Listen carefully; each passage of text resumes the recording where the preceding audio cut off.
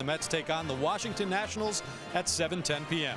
All fans in attendance will receive a Mets t-shirt courtesy of H.L. Gross Jewelers. Purchase tickets at Mets.com/tickets. New York Mets baseball on SNY is brought to you by Nationwide. Speak with David Grodner in Brooklyn or Jonathan Ginsburg in Oceanside today. By Spectrum. Hey Mets fans, looking for a game changer? Get Spectrum Internet with starting speeds of up to 200 megabits per second. It's the fastest starting speed for the price. Visit Spectrum.com today. And by Geico, over 75 years of savings and service. Be at Citi Field this Saturday, July 14th, when the Mets take on the Nationals at 4:10 p.m. The first 25,000 fans in attendance will receive a Mets reversible rally cap, courtesy of M&M's. For tickets, visit Mets.com/tickets. Game 2 coming up. There's Corey Oswalt, Kevin Plawecki, the hero, Wilmer Flores, Gary, Keith, Ron. They'll be with you on the other side.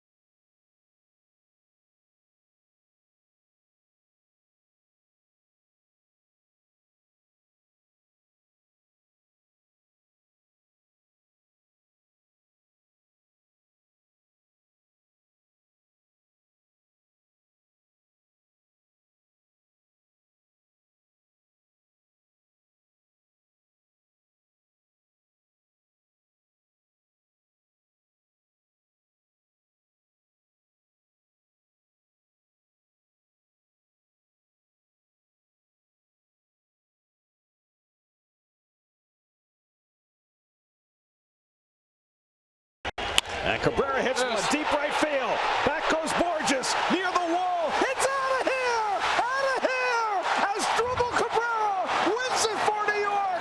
A 3-run walk-off home run.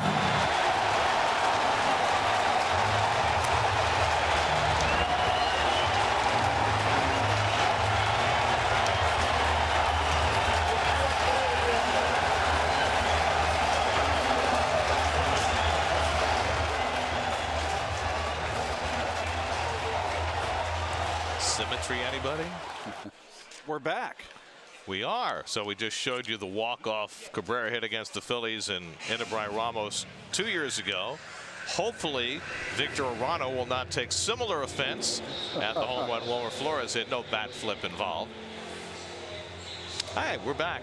Gary, Ron, Keith, ready for the second game. Maybe there'll be as much drama as there was in the first game. Who knows where we might send Keith during this one? No, I'm sticking right here. Are there pitching lessons to be given somewhere? Good one, Gary. Well, the Mets with a couple of dramatic victories on this homestand. It's been a season that's really been lacking in seminal moments for this team since their 11-1 start. But Bautista Friday night with the walk-off grand slam. And isn't it interesting that Bautista's had this long and heralded career? He had never hit a walk-off home run.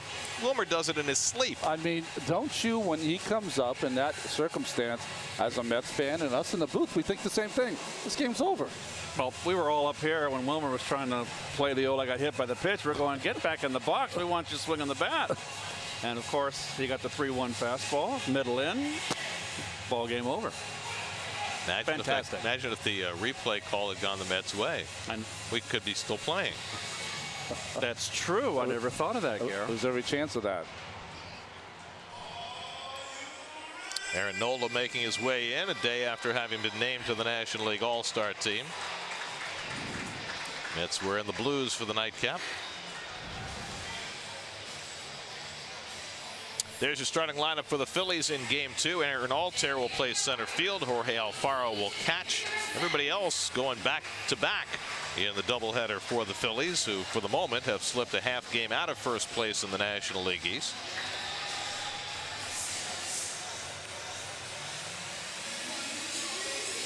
Well, the 200 numbers for Corey Oswalt. He has skated through the minor leagues, was 41, 22, 12 and 5 last year at Double-A, but his first 11 and a third here in the major leagues have been tough.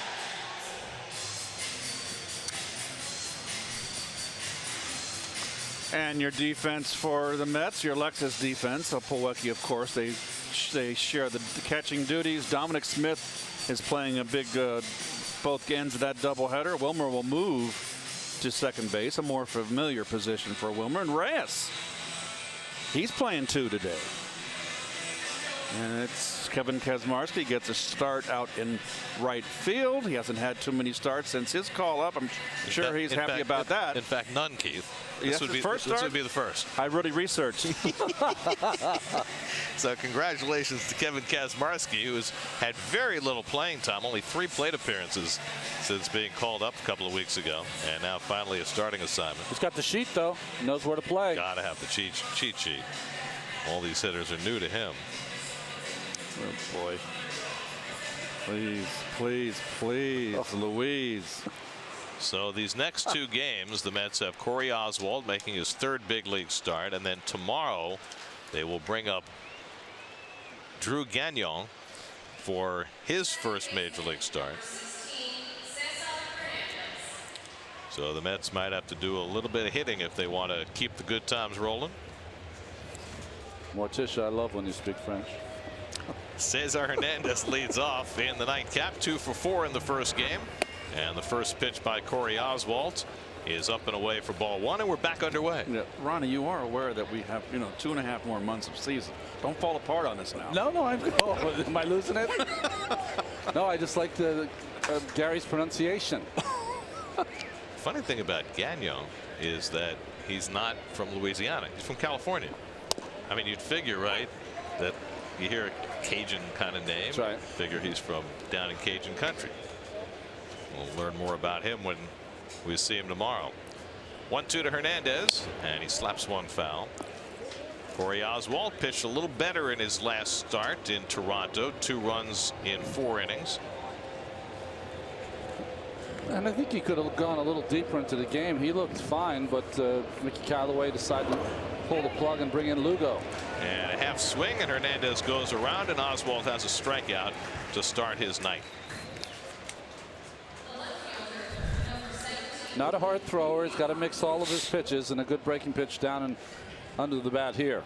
You know, Ronnie, I got the impression watching the game on television that Mickey pulling Oswalt after 4 innings was one of those strict, we're only letting you go twice through the batting order kind of moves. And I wouldn't be surprised if that happens again tonight. Except that he doesn't have as much bullpen available. Certainly doesn't have Lugo, who went 2 2/3 in the first game today. By the way, the Mets made a move between games. They activated Jerry Blevins from the bereavement list. Chris Beck designated for assignment.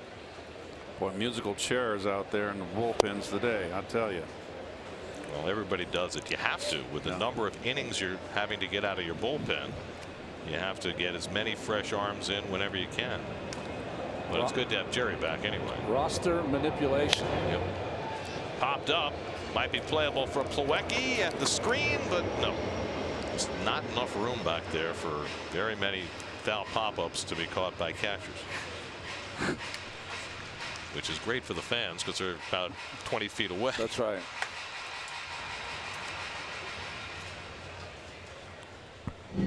Adam Hamari had the first game off. He has the plate for game 2. Nick Lentz, Dan Bellino, and the acting crew chief Phil Cuzzi is at third. Tom Hallion gets the second game off after having the plate for game 1. Rhys Hoskins takes low and inside, and it's 3-1.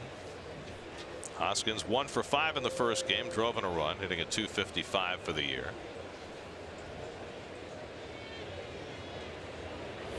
Grounded down to third. Reyes has a long throw to make perfectly. 2 out. Tom Hallion, the home plate umpire in the first game, does he stay and cheer on his mates as they do the game 2, or is he halfway to Smith and Walensky's by now? Well, suppose someone gets hurt. I can guarantee you he is not. He is no longer in the borough of Queens. Oh. I can't tell you exactly where he's gone, but I believe that he has blown this chicken coop.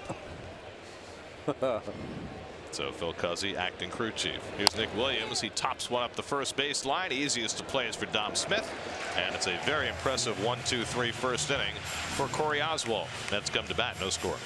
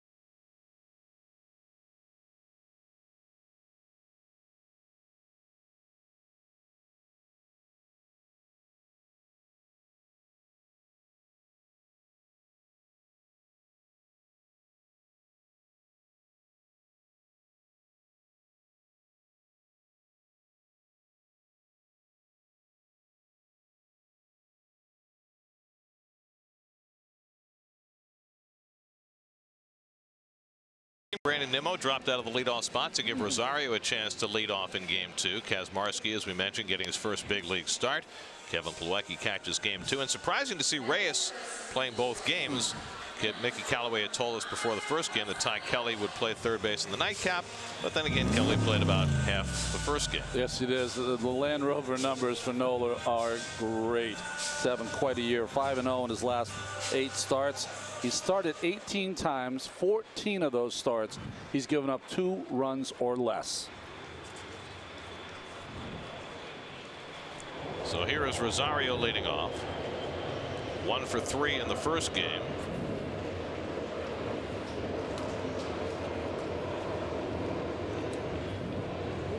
And swings at Nola's first offering and fouls it off. Just really a wild swing.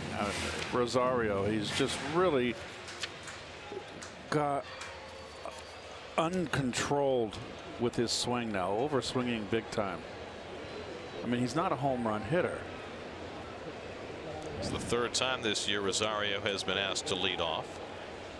And I wonder whether leading him off is a subtle message by Mickey Callaway to try and gain a little more discipline from him. That's interesting. Not a great mark to have to go up against Nola, though.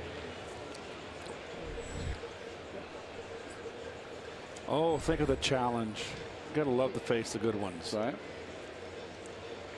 Nola already in a deep sweat on his second pitch. It's 2-1 to Rosario.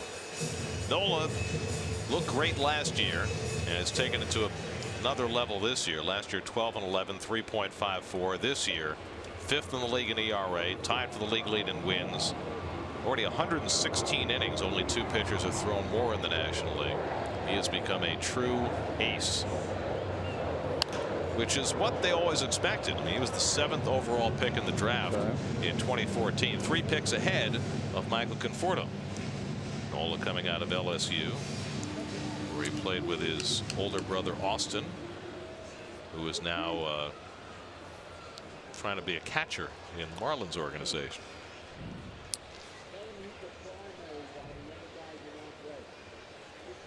2-2 coming, and Rosario fouls off the fastball.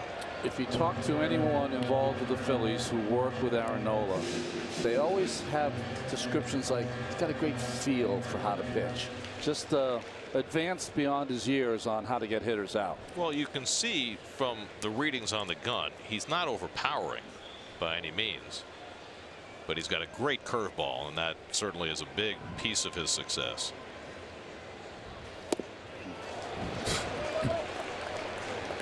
That was a good one.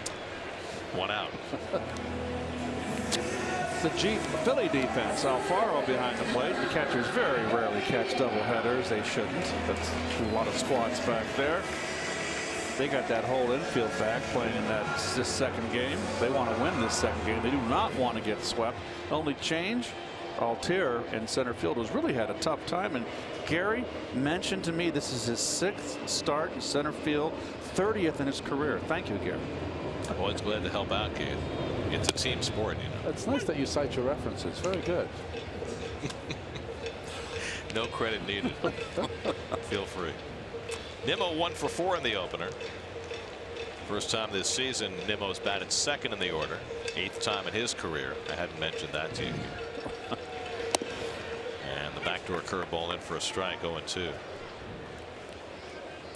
Third time Nola's facing the Mets this year. 1-0, 2.45 in the first 2. The first time the Mets faced him, they beat him up pretty badly. That was after the first 2 starts. He gave up 10 runs in 9 innings combined. But since then, he's pretty much had the Mets number.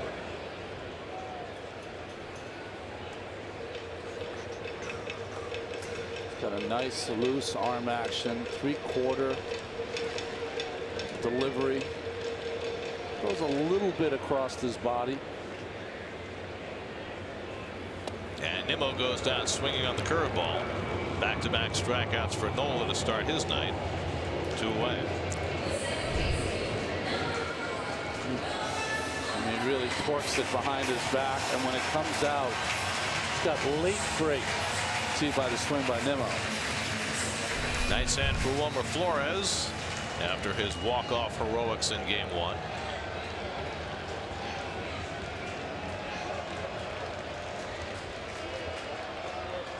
Home run was Wilmer's 8th of the year.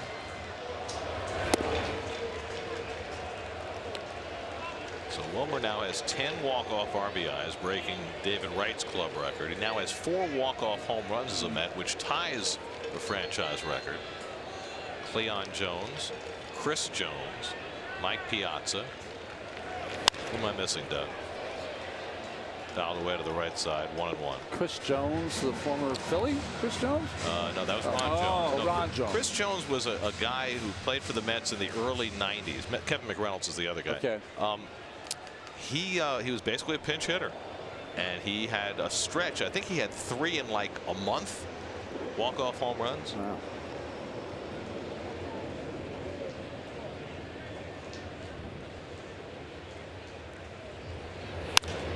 In the air along the right field line, and that'll go foul. 1-2 to Flores. Aaron Nola sitting 5th in the National League in ERA, more than half a run behind Jacob deGrom. By the way, we talked about deGrom making the start on Wednesday and being available for the All-Star game. Aaron Nola's status is a little up in the air. They're not sure if he's going to start Saturday or Sunday in his next start. So if he goes Saturday, he can pitch In the All-Star game, if he pitches Sunday, he can't. That's again down the right field side, and again out of play. Well, with a young pitcher who's going to far exceed any innings limits that they might think about for Aaron Nola, you almost want to legislate, if you're a Phillies coach or fan, for him to pitch Sunday. Then go to the All-Star festivities.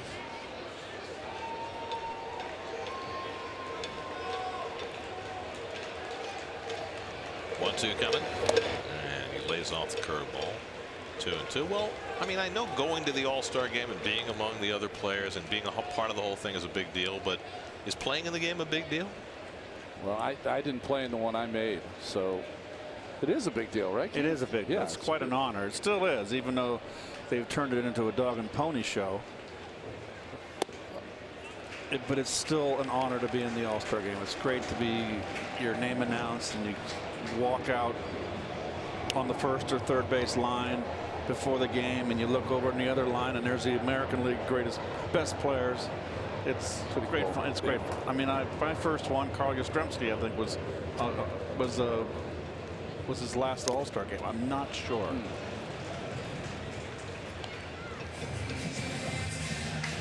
79. It was in Seattle. It was Mazzelli's big game. It was Lee's first All-Star game too. Yeah, Maz hit that opposite field home run against Jim Kern, and he drew the bases loaded walk that drove in the go-ahead run. And I believe Yastrzemski was on that All-Star team. I remember looking over. I was pretty sure. We're going to find out and double check that. 8th pitch of the at-bat from Nola to Flores, and Wilmer hooks one into left field for a base hit. So picking up where he left off in the 10th inning. Wilmer has the Mets' first hit.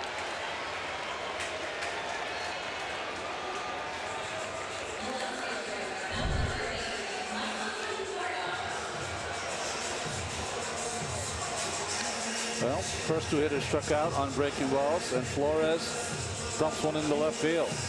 And laid off a couple of breaking balls to get one he could finally reach.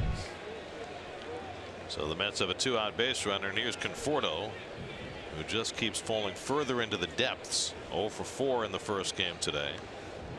Now 6 for his last 42.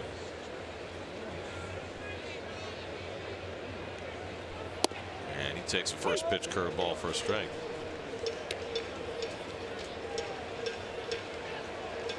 Michael's batting average down to .219 for the year. So Yastrzemski was on that All-Star team, and he also was on 82 and 83. But it was, for me, to look over and see Yastrzemski on the AL. It was mental. That was big. Imagine if that had been you, Ronnie. Yeah, huge. Statcast powered by Amazon Web Services. Wouldn't it be great if somehow Conforto could get them out of that shift? Figure out a way to hit a couple of balls to the left side, lay down a couple of bunts, open up the right side of the field for him. I don't think bunts will get him out of the shift, but hits will. Yeah. I mean, we know he's a line-to-line hitter. Don't understand the obstinance. Or is it not obstinance? Garrett, you've got me. Well, Faro's saying he's fine. He caught a ball off the thumb or the finger. Maybe not so fine. Yeah.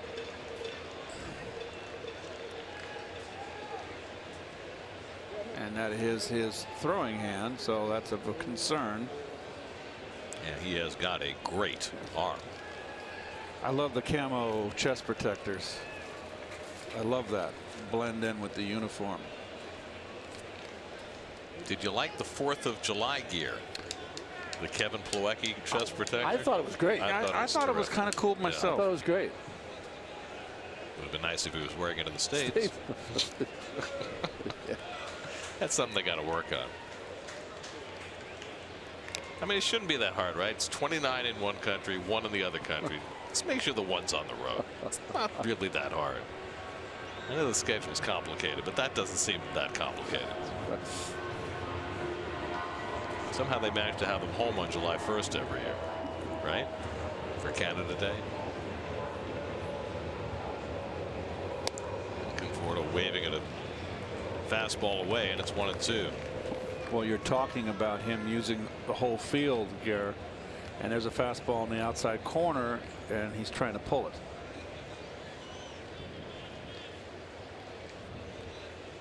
That's Conforto, of course, I'm talking about.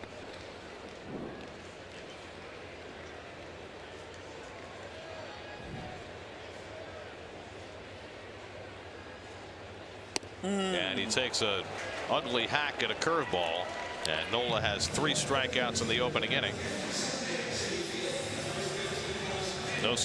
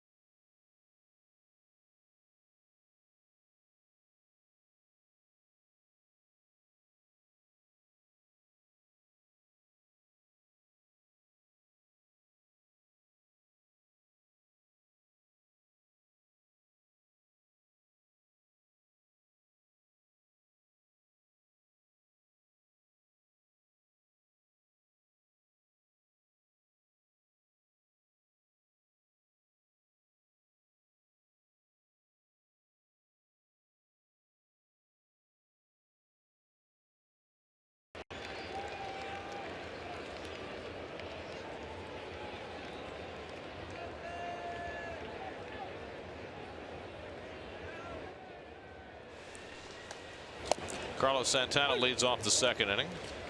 Santana walked 3 times in the opener, otherwise 0 for 2. Oswalt worked a 1-2-3 first inning.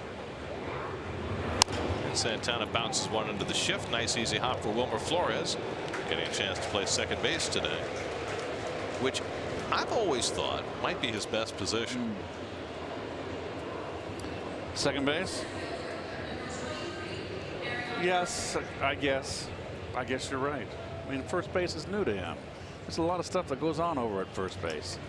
It's a tough transition. You know, most of Wilmer's minor league career was spent playing shortstop, and then played mostly third base when he got to the big leagues. Was the primary shortstop for a team that went to the World Series in 2015, and he's bounced around a lot since then. Even has got a couple of reps in the outfield. I think his arm plays better at second base for me. Aaron Altair fouls it off, and it's 0-2. And you don't have to be as nifty or nimble around the bag on turning a double play anymore because of the rules. Right. And he's, you know, he's a big guy. Yeah. He's kind of like a Jeff Kent playing second base, right? I mean, Kent was not the most nimble guy, but he was big and would stand in on the double play. I mean, Wilmer's going to lack in range, but he's in a position in the middle infield where he's deeper and he's got a better angle to view the ball and get a break on the ball off the bat. Altair strikes out. Oswalt has his second strikeout.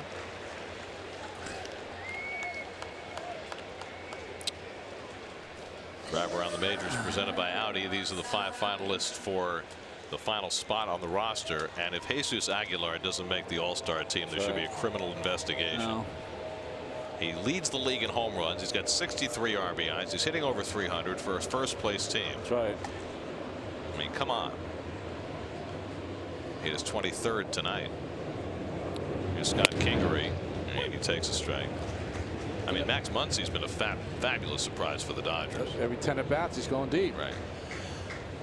But Aguilar, I mean, my goodness. Remember when we saw him last year? How impressed we were with Aguilar? And he wasn't getting to play a whole lot at that point.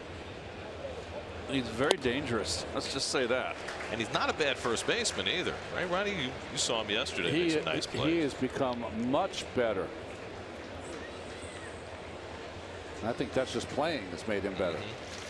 I mean, he was a nobody in the Indians organization, and the Brewers basically got him for nothing. 0-2 to Kingery, and he struck him out. A very impressive inning for Corey Oswalt. 8 pitches, including 2 3-pitch strikeouts. Middle of the second, no score.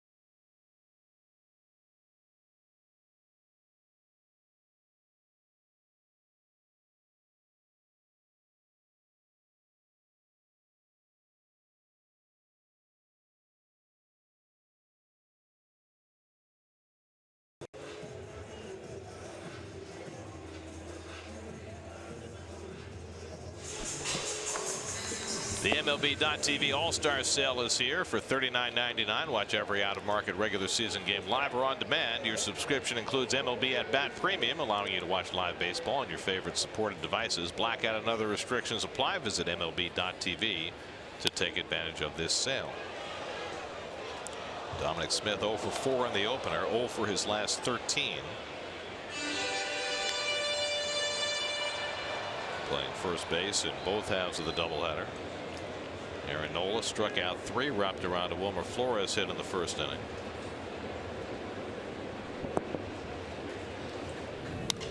And Dom lofts one out to left. Hoskins is there to grab it. 1 out.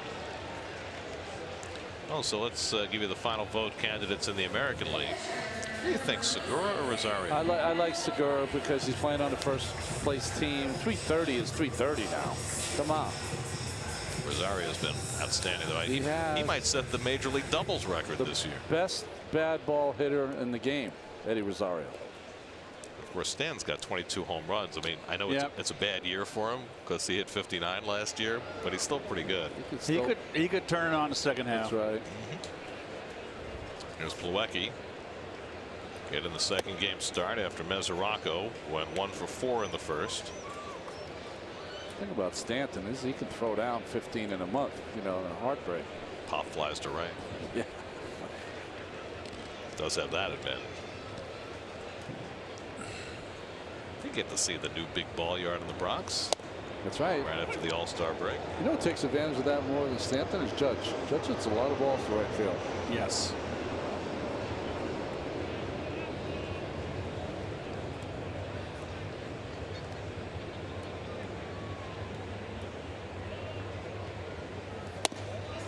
He gets tied up, and he did not swing. 2-1. Kevin's been banging out more than his share of extra base hits lately. Last 11 games, 9 hits, including 7 extra base hits.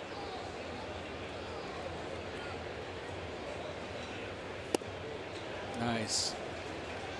That's a pretty good changeup right there. 2-1 change. Just pulls the string just enough, and the location down and away. Tough pitch.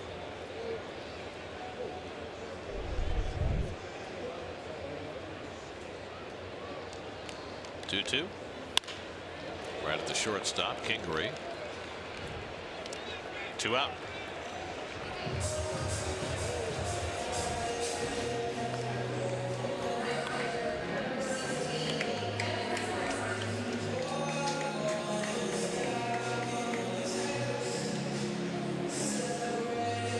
And now Kevin Kazmarski, 0 for 2 with a walk in 3 major league plate appearances. 26-year-old from the University of Evansville, getting his first big league starting assignment tonight. Kazmarski was hurt at the beginning of the year with a hernia, so he only played 24 games in Las Vegas before he was called up, but he hit .363 in those 24 games, which is what prompted the Mets to give him a call.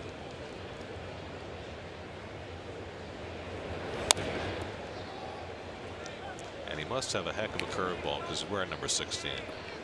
That's right. Throws 100. Not the first guy to wear 16 since Dwight Gooden retired.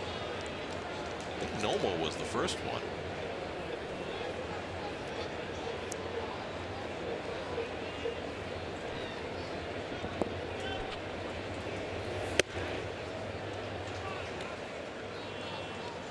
You guys weren't around for Nomo's stint as a Met, were you? I was not. It didn't go so well. I was around. What years was he here? Early 2000s. Yeah, I was around. But man, when he was with the Dodgers, I mean, he was a phenomenon. He had almost as exciting as when Fernando Mania. It was like probably that. secondary to that, yeah, but it was big. He was the first guy to come over from Japan and have that level of success. 1-2 coming.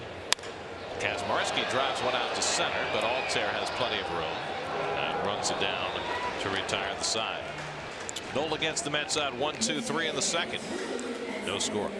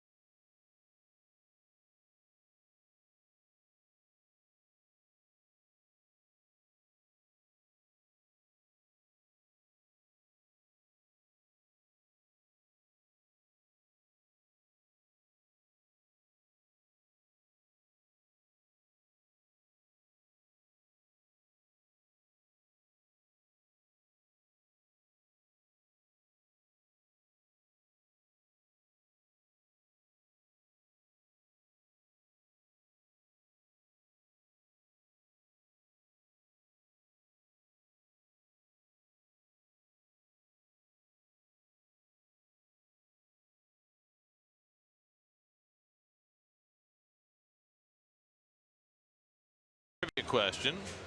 All-Star game's going to be in Washington. Which 3 current MLB ballparks have hosted 3 All-Star games? I have no earthly idea. No. I mean, you have to guess the older parks, right? Yeah, Dodger Stadium. Fenway, Wrigley. No, the first one was at Comiskey Park, 1933. But there is no more Comiskey Park. Right. Jorge Alfaro leading off in the third against Corey Oswalt has been perfect so far. Alfaro hitting at .245. It's not produced what they had hoped offensively, but he's become a much more valuable defensive catcher. Remember, he had that foul ball off his thumb. See how that affects his offense. His top hand. He fouls that fastball into the ground, and it's 0-2. So he's got a thumb and now a foot. Price of being a catcher. So it was Hideo Nomo. He was the first to wear number 16 after Doc. Okay. Also, Derek Bell, David Cohn, who wore it in tribute to Doc when he tried to make his comeback in 2003. Doug Minkiewicz, Paul LaDuca, Angel Pagan, all wore number 16 before Kevin Kazmarski. Didn't Coney wear 17 for you too? Yes, he did. Big guy into tributes. He was 44 most of the time as a Met, right? Yes. Yes, he was. Big power hitter. Ooh. Foul up there by messed up by Oswalt and Plawecki. Plawecki was expecting a breaking ball and got the fastball.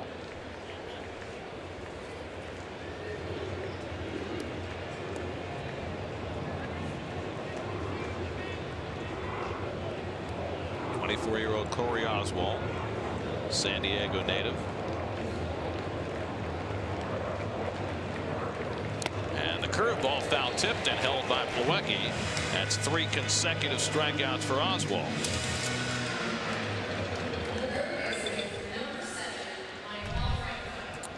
Well, so far he's doing a great job of throwing enough strikes early in the count to get ahead and then putting the hitters away. He's throwing fastballs and pitching inside and up in the strike zone.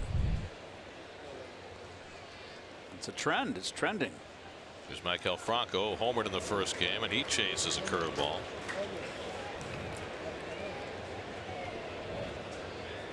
Franco's home run was his 11th of the year. It came in the 4th inning, and then nobody else scored till Flores' walk-off hit in the 10th.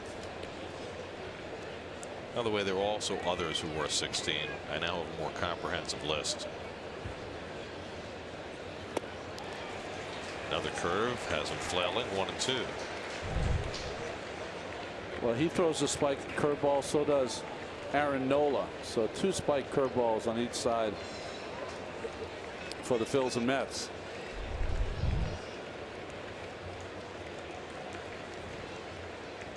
One-two coming. Bounces that one. 2-2. Question is not who has worn 16. The question is why has anyone worn 16 or 17.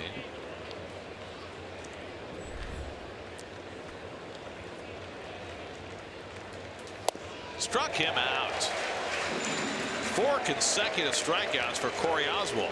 That's 5 for the night, and that's now his new major league high. He's done it with a fastball away. He's done it with a couple of breaking balls, and this time a sinking fastball in. Impressive work for the young right-hander. Made 10 starts at Vegas, 4-4, 5.32, but part of that is Vegas. Yeah. Ball strike to Nola.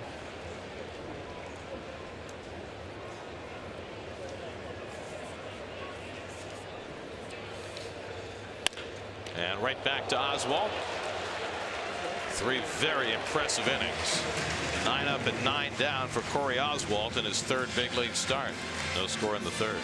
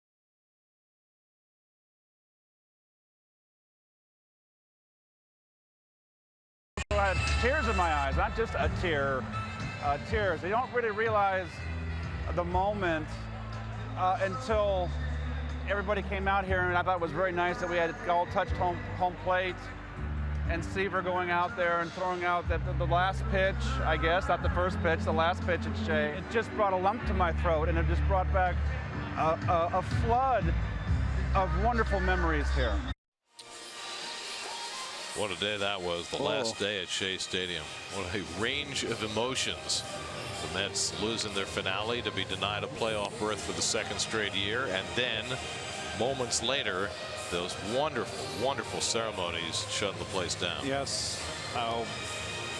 It was absolutely phenomenal. Yeah. Full house. I'm with Keith. I didn't think I was going to be affected like I was. It was. How could you not be? I just didn't know. You know, I'd never shut down a stadium before. I just didn't know how it was going to feel. I thought it would just be, you know, fun to see some of the older players, the players you played with. But it was very emotional. There were so many great things about it. When Dwight Gooden walked in, because, you know, he had not been back in Mets territory in a long time. I mean, that, you got goosebumps from the reaction. And then when Piazza and Seaver walked out through the center field gate, I mean, I just about lost it at that point.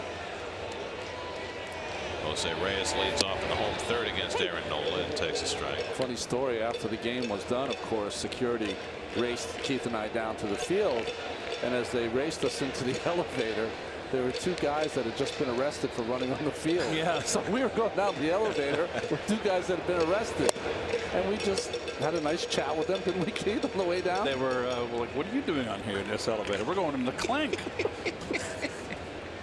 Sorry, you won't be joining us for the ceremony.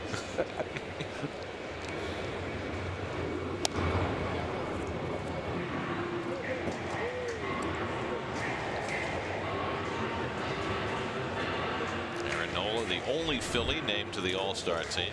It's a little surprising for a first-place team. Yeah. They only get one guy on. But it's hard to point to anybody who was, you know, definitely deserving. Reyes goes down swinging on the fastball. Fourth strikeout for Nola. I was happy that, as you see the fastball by Reyes, beats him to the spot. I was happy that because once we started the job, I one day had the day off and I sat in the stands and watched the game. I had never done that before at Shea Stadium, and I'm glad I got to do that before they closed it down. Other than our upper deck game. Yeah. Oswald hits a one-hopper down to Santana, and that's the second out. I remember that because it was the last year in the ballpark, and we wanted to do that before they closed the doors, sit in the upper deck. And, you know, we were going to make a big deal about that, and then Mike Pelfrey has a no-hitter going, and we have to, you know, watch the game. That's right.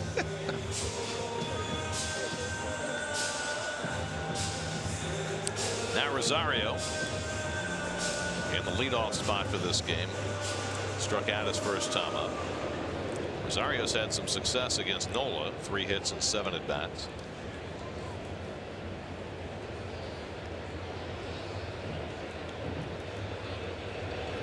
And a curveball in for a strike. So yesterday Noah Syndergaard pitched for Brooklyn and went well enough that he's on track to pitch this weekend against the Nats. Tonight Jason Vargas pitched for Brooklyn and he dominated. Ooh. Rosario flies one out to left, and Hoskins is there to grab it. 6 innings, no runs, 1 hit, no walks, 9 strikeouts for Vargas. It would seem as though he's good to go. So is Nola. No score after 3.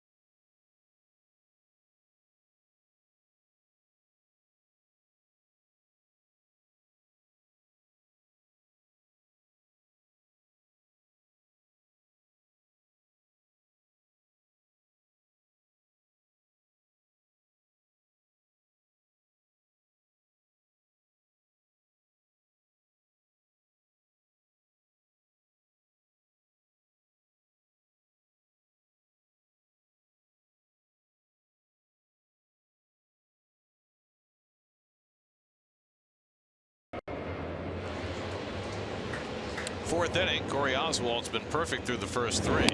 Cesar Hernandez drops down a bunt. Plawecki pounces on it, and he hits the runner. Now the question is, was he out of the line? And he is, and he's out.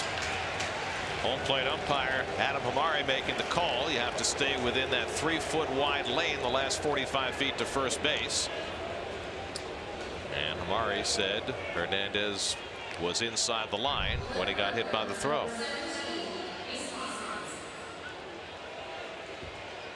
Which he was.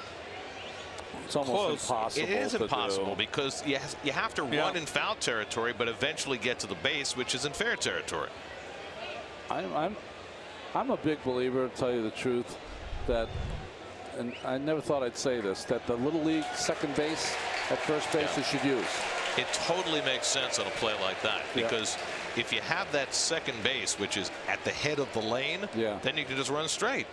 But there's no way to get to the base without at some point going in fair territory. Well, you got to run on the chalk. That's all there is to it. When you get close to that bag, you got to get to the chalk. And Hernandez wasn't far inside, but he was inside. It was very, very close.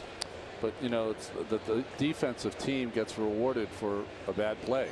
Well, I mean, the fact of the matter is that almost every time when a guy drops down a bunt, he's going to be forward in the box, which means he's going to start running in fair territory. So if you're the catcher on that play, all you got to do is hit the guy in the back, and you get it out 99% of the time. Tom Seaver told me that's the one thing he didn't do in his career he wanted to do. When a guy bunted on him, he wanted to drill him in the back as he was running down the first. Just wanted to do it once. A missed call on a play like that gave the Mets a World Series victory in 1969. Jerry McNerney? No. J.C. Martin. J.C. Martin. Dropped down the bunt. Right.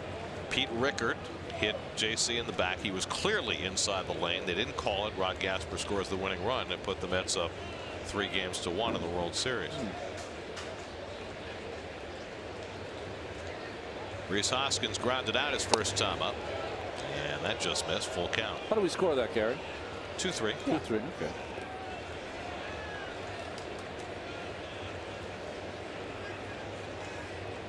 I feel like I'm behind bars. Just rope. Let me out. Hoskins goes down on the changeup. Beautifully done by Oswald for his 6th strikeout. And he's retired the first 11. Well, in his first 2 starts, you know, certainly nerves had to be part of it, but you didn't see the full kind of arsenal of Oswald that you're seeing tonight. So 2 out and nobody on. Now Nick Williams, who grounded out his first time up. I mean, not only has he struck out 6 of the 11 batters, nobody else has hit the ball hard.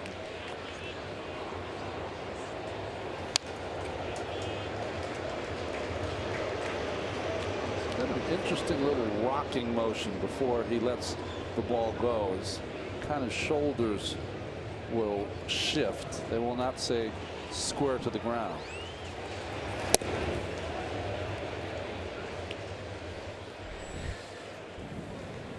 Oswald with 6 strikeouts. His season high at Vegas this year was 7. And the curveball drops in for a strike. 2-2.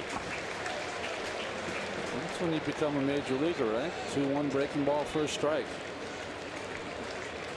Used that curveball very effectively tonight. Tries to paint the inside corner and just missed. 2nd straight full count for Corey. Boy, he had him too. He had Williams guessing. 3-2 coming. And he barely gets a piece of that changeup. It's interesting that we've gotten away from the steroid era where pitchers were afraid to throw inside. And now we're seeing pitchers work both sides of the plate, and it's fun to watch. It's very strategic. Actually, it's strategic and tactical. Deep to left, but plenty of room for Conforto. Puts it away on the warning track. Side retired. 4 perfect innings for Corey Oswald. This has been impressive. No score.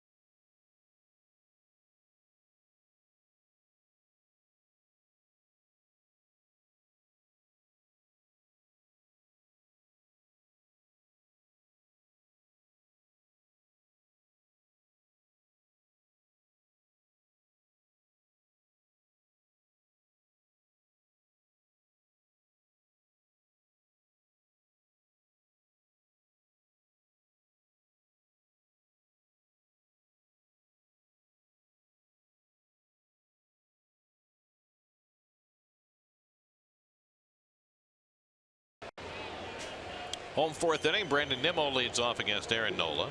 Nimmo struck out his first time up. And he takes a fastball for a strike. Nimmo hitting second in the order for the first time this season to give Rosario a chance to lead off. Nimmo, Flores, and Conforto for the Mets in the fourth. There's only been one hit in this game so far. Flores singled on the first. And a good curveball by Nola. That's got some good late tilt down that breaking ball. Also change the speeds on it. You know, throw it from 78 to 82. He's got, I bet you he's got a great spin rate. Yeah. I hate to use that term. I'm not being funny. Okay. But you can tell that he's got good snap on it. I hate those terms. I'll just say good snap. Nimmo caught looking on the fastball that hits the inside corner. 5 strikeouts for Nola. We check in with Steve Gelb. Steve. Gary, this is the second time this season that the Phillies are at Citi Field, and for their manager Gabe Kapler, he comes back to Citi Field in a very different place than when he first came here. The first week of the season was under such intense scrutiny, but now things have really settled in as the team has played well. I asked Rhys Hoskins what this first half of the season has been like under Kapler, and he actually had some really high praise. He said Gabe Kapler is the best communicator I've ever had in baseball. He gave me a story. He said oftentimes you'll just deal with your managers at the park, but Kapler will text you away from the park and say, hey, I was thinking about something. Do you have a few minutes to chat? And he'll actually give his players a call and talk through some things. Hoskins said it's really been nice to have that back and forth communication that feels like a good relationship between player and manager.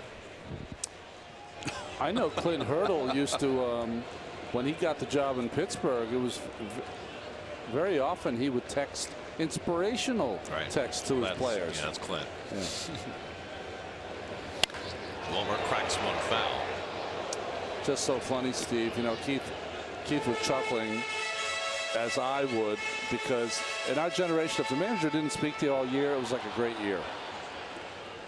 Well, if Kapler was my manager, he texted me at night, I'd say, what are you doing? You checking, making sure I'm home? Is this a room check? That's a fair ball. Alfaro slaps a tag on Flores, and that's the second out.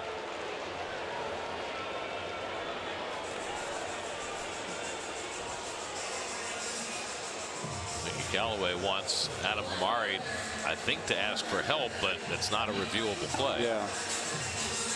Looked like the ball was sitting on the plate. Well, it just had some spin on it. I think it started foul.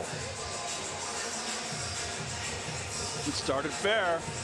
Did he get it in time? And he did. Oh, he He did. touched it while it was on the plate, and the plate is in fair territory. Yeah, it is. He didn't have to swipe at it like he did. He could just put his glove on it and smothered it. I think he was trying to knock it foul, to be honest, but it worked out for him.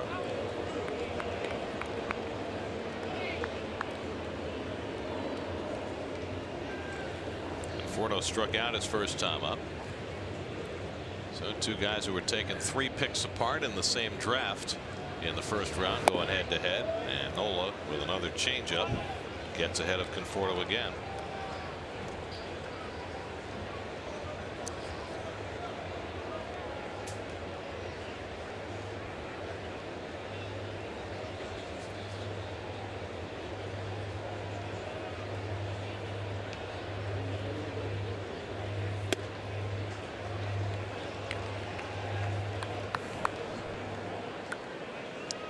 Nola's glove, the Black Beauty Wilson A2000. That was a big. Were you a Wilson guy? I was early in my career. Rolled down to Santana. Side retired. Nola's retired 10 in a row. Pitchers duel developing. No score after 4.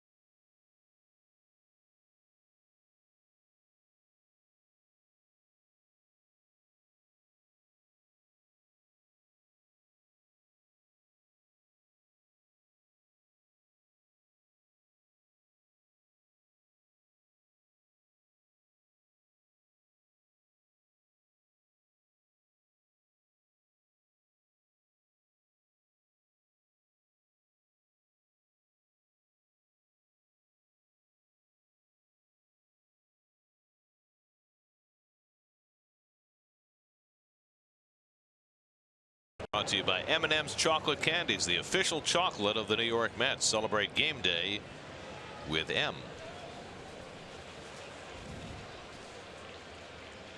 Carlos Santana leads off the 5th inning against Corey Oswalt, who's faced 12 batters and retired them all. Santana grounded out to second base his first time up.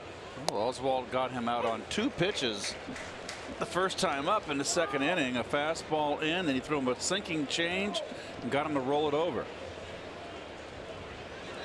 Well, it seems as though Oswalt got the message watching the first game that if you were going to beat this Phillies team, you have got to throw strikes early in the count, because they will try to wait you out. Yeah, when you think about it, the Mets are pretty fortunate in the first game to have won that game with all the walks they had. The pitchers walked 7 in the first game.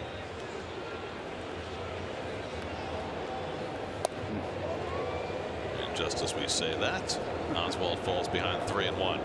Only his second 3-ball count of the night. Got Hoskins to ground out on a 3-1 pitch in the first. And Santana chases a high fastball, and it's 3-2. Yeah, he gets ahead in the count, and he likes that fastball, and he's looking to take it down to Chinatown, Ronnie. Yeah, he just missed the one on against Familia, remember? Yep. 3-2 coming, and he misses with the changeup. First base runner of the night for the Phillies, a leadoff walk to Santana. That's 72 walks now for Santana, second in the National League. Now Aaron Altair, who struck out on 3 pitches his first time up.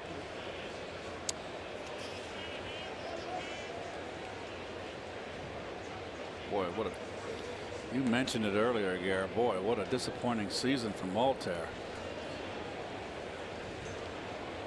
I mean, he is so athletically talented, and it looked last year as though he was emerging. You're only as good as your last at bat. Last year hit .272, 19 home runs in just 372 at bats. It's been an entirely different story this year. I always like to see a young pitcher when he has not been in the stretch, how he does against that next hitter first time he's in the stretch. Altair grew up in Germany. Dad was a soccer star. Moved to Arizona for high school.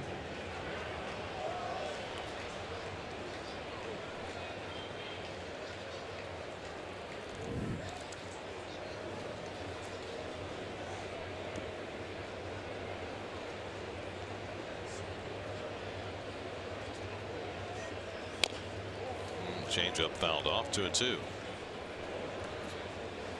He doesn't mind throwing his changeup to right-hand batters. He doesn't, but the one thing he does do that doesn't do that that Aaron Nola does, is that he has a hard time getting that changeup away to the right-handers. It's mostly down and in. So that can be a dangerous place to go for right-handed hitters.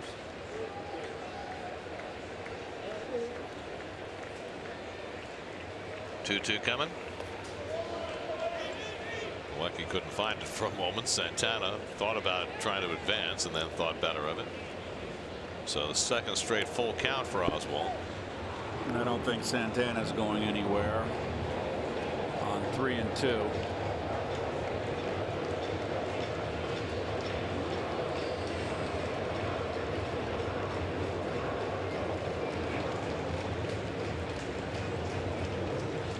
And nobody out. Not going. And Altair takes outside, and Oswalt has issued back-to-back walks to start the 5th. Oh, he's not happy with the call. Well, it was outside. It's a good call by Hamari. Just missed. Yeah. So now the question starts to become, and it's only 57 pitches, so he still has some breathing room. How much rope does Oswalt get in this game? It's a good question. I mean, this is the best we've seen him, and maybe Dave Island going to the phone let us know. Of course, part of the issue is that the Mets used most of their frontline relievers in the first game, right? Lugo went 2 2/3. Gazelman and Familia and Peterson all pitched. So when you do want to pull Oswalt, if it is after he finishes the second time through the order. Where do you go first? We might be about to find out. Looks like the Mets bullpen is stirring. And it's going to be Paul Sewald getting up. Corners are in, thinking Kingery might be bunting. He is bunting and takes outside for ball one. No, it's one of those games. The Phillies don't want to get swept. We're in the middle of the game. Kingery is not having a good season. He's hitting .231. Yes, sir. Put the bunt down.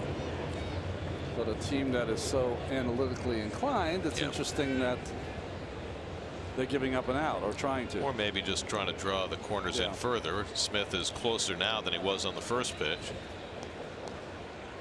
And now he's swinging. Oh, boy. Takes outside, 2-0.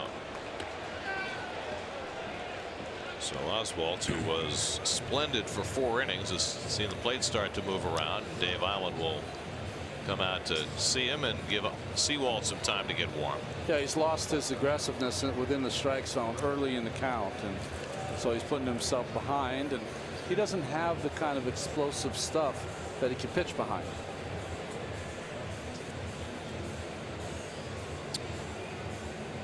So I would definitely not put the bunt on 2-0 for 2 reasons. Number one, you got a pitcher out there that's lost his control.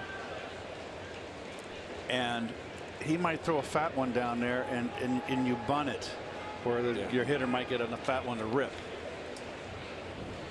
Similar circumstance for the Phillies in the first game in the 10th inning. They had Andrew Knapp bunt, and the Mets got a force at third. And Oswalt beats the outside corner, 2-1.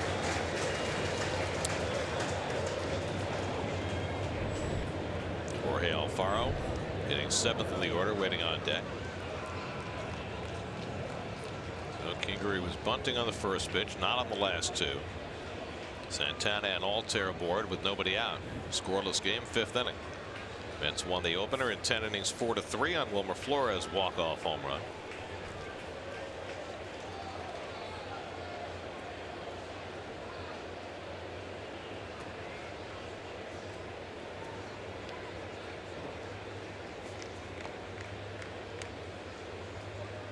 And Kingery, trying to disguise his intentions, ends up lunging at the bunt attempt. And that's ball 3. With the Mets being sellers in advance of the trade deadline, whom could they get for Zach Wheeler and Steven Matz? Get a breakdown of all the possibilities on Mets Blog, presented by Citi, featured on SNY.TV. Good English correction there, Gary. Outstanding.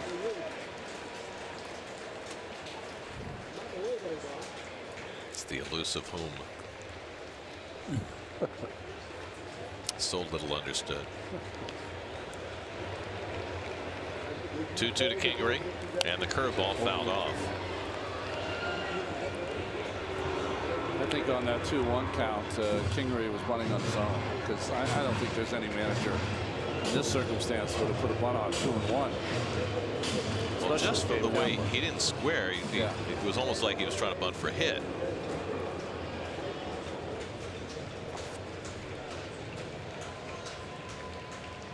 Rosario trying to keep Santana close at second.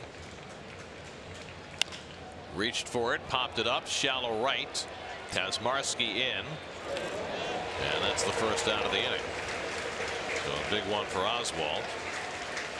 Runners hold with 1 away.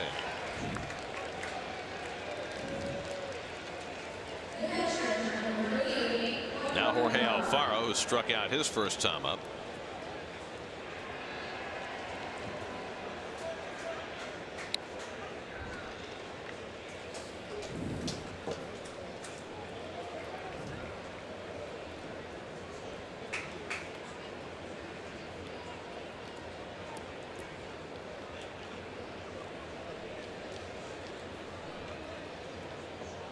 Alfaro, who was part of the haul for the Phillies when they traded Cole Hamels to Texas.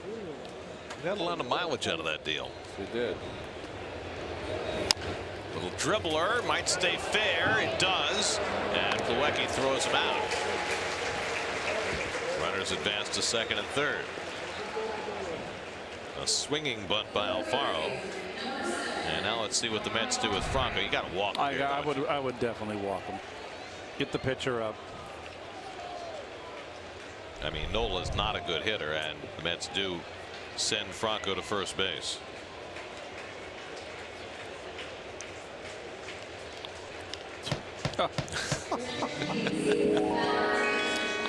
I love the expression on the rabbit's face after the baseballs. I think it's got to have hit the hat. It's got to be a smile. I don't know why He gets upset by the balls hitting the hat. I know it's very rough. I think it's a little rough for the bunny.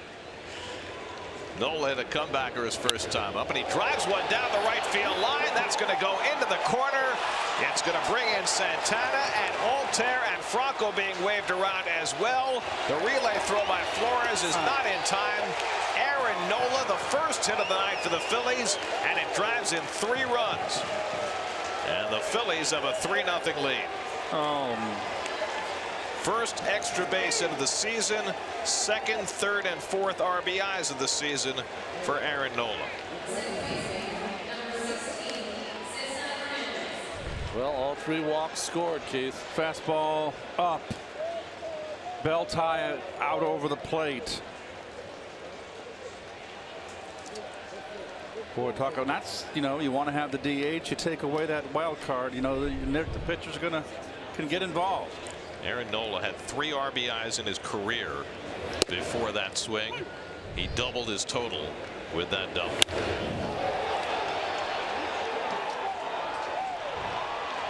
Look at Franco flying.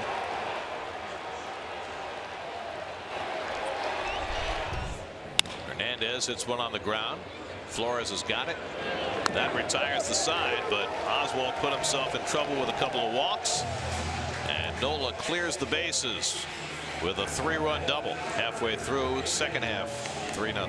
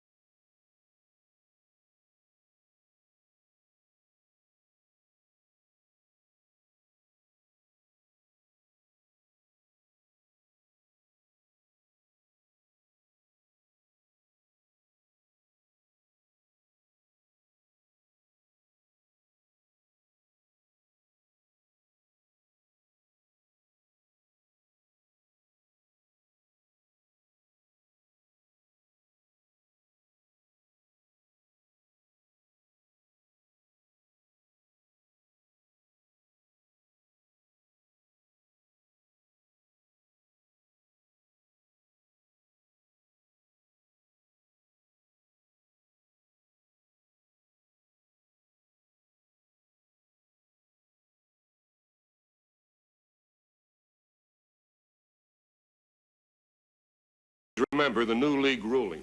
Anyone using grease on their hair for the purpose of throwing a grease ball will be thrown out of the game. Everyone understand? Jerry? Tommy? Nolan? Grease. Gentry, to the showers. Vitalis for athlete's hair. It's greaseless and it's legal. That is just classic. Keith, you remember that locker room didn't change. Nope. Exactly like it looked in the 80s. How about that in the voice? 60s. How about that voice from Gil? That'll get you. You would get not you shaking at the knees. You would not ignore that voice. Well, everything was going so well for Corey Oswalt. Mets made what is absolutely the right move in walking Franco to pitch to Nola. But Nola got a hold of the first pitch he saw, drove in 3 runs to give himself the lead. And now Dominic Smith, who flied out to left his first time up. Nola's retired 10 in a row since giving up the only hit he's allowed, a single to Wilmer Flores in the first inning. And a first pitch curveball in for a strike, 0-1. Nola trying to become the first 12-game winner in the National League. And trying to close some ground on Jacob deGrom in that ERA race. Good looking changeup, and it's 0-2. Curveball for a get me over strike. Changeup nasty. He's got these Mets hitters on a seesaw. Don't know if they're going up or down.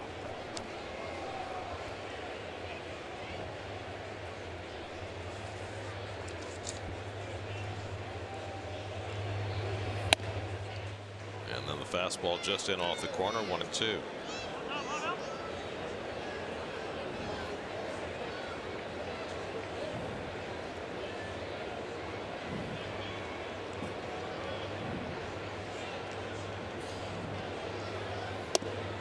Same spot, 2-2.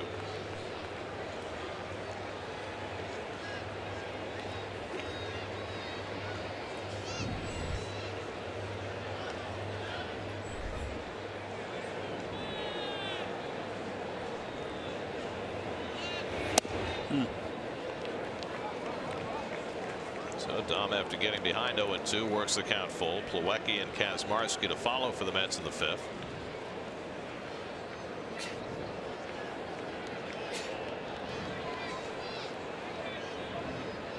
Shook off a fastball away. Wants the curve. 3-2 coming, and it's bounced foul.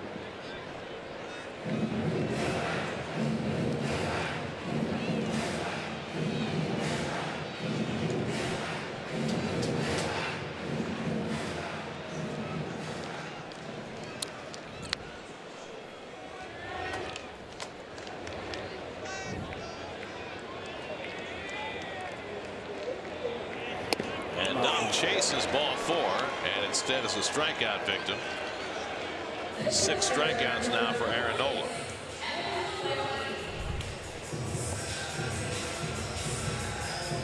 He's never even started out a strike.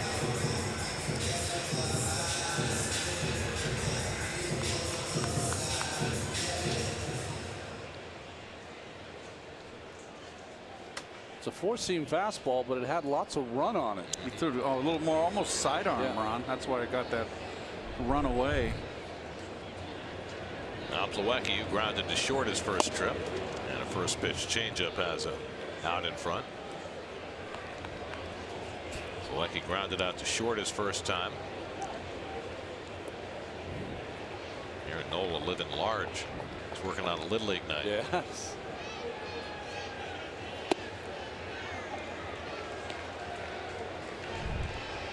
Well, Nola gets great tuck position. When you have your leg up that high, all that long arm action, hard for the hitter to sometimes pick up the ball. Double twist, 3.5. Yeah. 1-2 to Plawecki. That's the 4th changeup and 2 at-bats that Nola has thrown to Plawecki. Well, they've got a book on a lot of these Met hitters. Well, it's part of having a division rival, right? You see these guys 19 times a year. You get to see them up close and personal, figure out where the warts are. And he got him looking at a fastball after all those changeups. Back-to-back strikeouts for Nola to start the 5th. Can you pick up the ball here, Keith, off this motion?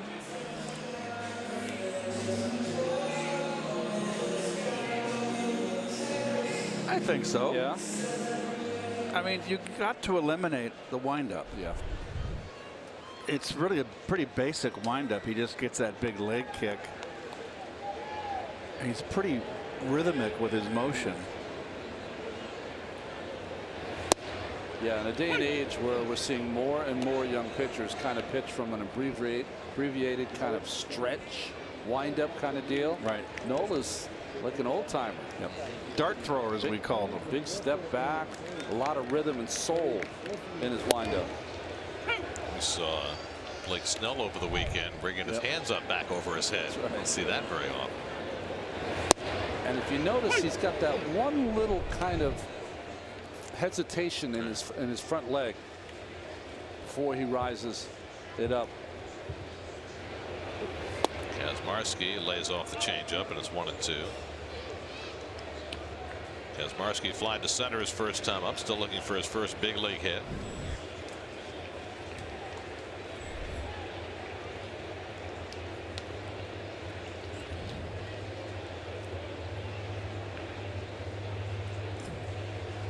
One-two coming, and he foul tips it for strike 3, and Nola strikes out the side after giving himself the lead at the top of the inning.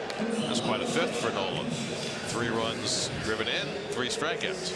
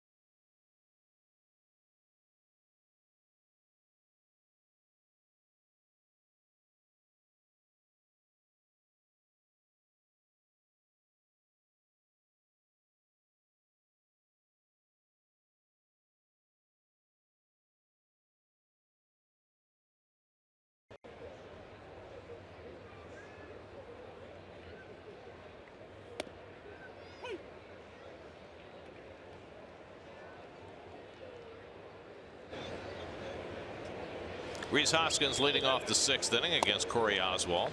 Tries to bounce back after one unshining moment in the 5th. Hoskins is 0 for 2, 1 for 7 in the doubleheader. Williams and Santana to follow for the Phillies in the 6th. Better example than anyone who's in the batter's box with a bat is always dangerous. Just never know. Even a guy who was 9 for 136 in his career. 9 for 136. Not the guy who went up with it with the bases loaded. Rosario throws out Hoskins, 1 away. We'll check in with Doug Williams in the studio for a game break brought to you by your Tri-Honda dealers. Doug?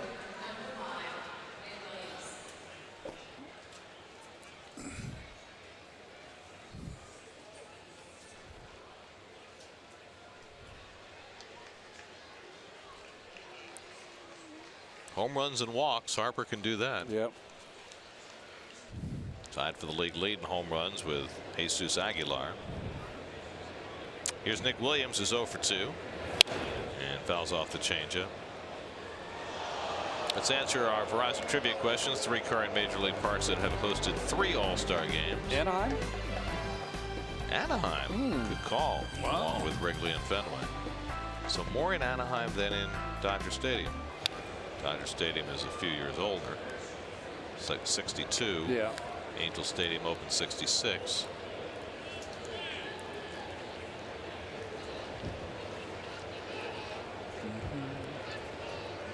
Williams is grounded out and flied out. 0 for 2 tonight. And he lifts that one foul. Williams had 3 hits and drove in a run in the first game of the doubleheader.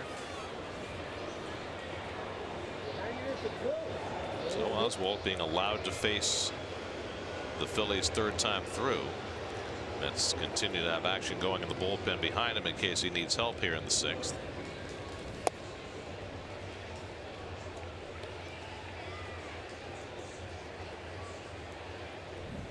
Paul Sewald was up in the last inning and up again.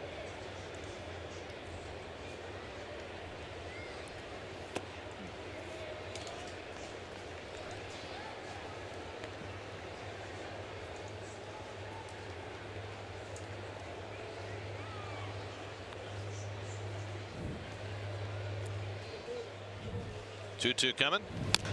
Fouls one straight down. 3rd game of this series tomorrow night.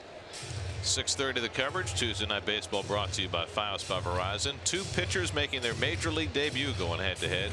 Drew Gagnon for the Mets and Enyel De Los Santos for the Phils, your city probables. Wednesday, Jacob deGrom against probably Vince Velasquez coming off the DL after he got drilled by a line drive in his forearm last time out.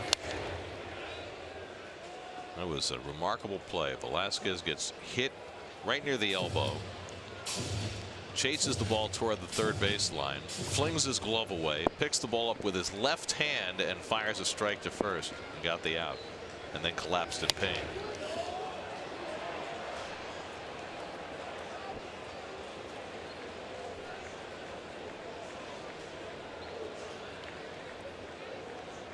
Long turn at bat here for Williams. About to see the 9th pitch from Oswalt. Yeah, there'll be a 10th.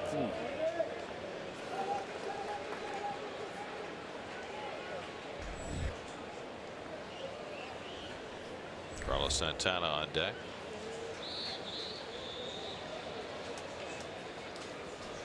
Two coming. In the air to right. Back goes Kazmarski onto the edge of the warning track to get it. 2 out. So 2 out and nobody on. Carlos Santana coming up. We check in with Steve. You know, Gary, there were so many people that were surprised by the signing of Carlos Santana and surprised by the signing of Jake Arrieta as well this offseason for the Phillies, many not believing that this was the year they were ready to contend. But speaking with people in the Phillies organization, those 2 signings really had very little to do with this year and most to do with an eye on this offseason. Certainly, we know that there are some big-time free agents out there, and the Phillies felt like they needed to make their spot, their organization, a destination, similar to the way they did it when Cliff Lee signed back with them before the 2011 season and took less money. Their feeling is that the money is so great now that you have to differentiate yourself somehow, and even winning 10, 15 more games this season will make them a more appealing destination this offseason. Not a bad strategy as long as you have the money to spend. Because it meant they had to dish out, you know, some pretty major bucks for Arrieta and Santana, and then still have money left over to make a bid for Manny Machado, which is what everybody expects. Maybe Bryce Harper. Said before, $169 million they spent this offseason. I mean, I don't think anybody knows what the actual dollar and year range that those 2 free agents will get, where it'll all end up, but it's going to be, you know, north of $250–300 million. Strike 3 called, and Santana caught looking to end the inning. So 6 very impressive innings from Corey Oswalt. That's his 7th strikeout. Still 3-0 Phils.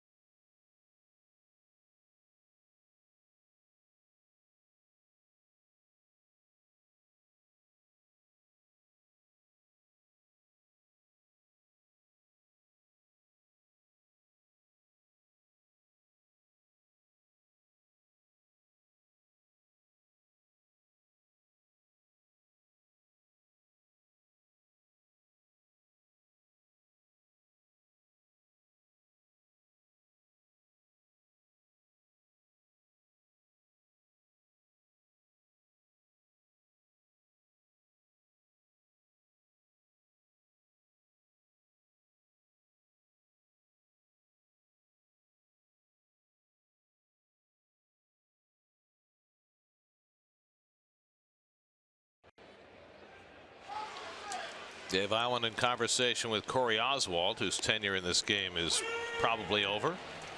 His spot is due up next. Jose Bautista is out on deck to bat for him. Oswalt allowed 1 hit in 6 innings. It was a 3-run double to that guy, the guy who was 9 for 136. Sometimes baseball is just not fair. That's right. Well, the 2 leadoff walks back to back hurt him big time. That was the killer. Reyes struck out his first time up, 0 for 3 in the doubleheader. Nola's retired 13 in a row. And Reyes pops one up near the mound. Franco puts it away, 1 out. Well, Corey Oswalt making his 3rd major league start and got off to a brilliant start. Aaron Nola allowed a first inning hit, and that's all he's allowed. Oswalt perfect for 4, then issued back-to-back walks in the 5th. And ultimately it was Nola with the unlikely 3-run double that has proven to be the difference in this game. So now Bautista pitch hits for Oswalt. Jose went 1 for 4 in the opener. And takes a first pitch curveball for a strike from Nola.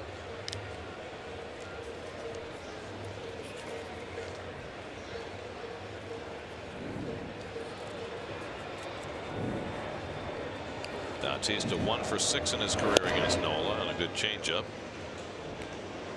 Nola's been a master of all 3 of his pitches tonight.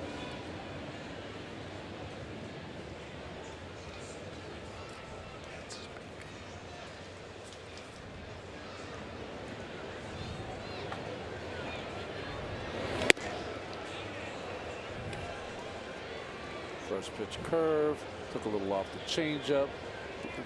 Changed his eye level with a high heater.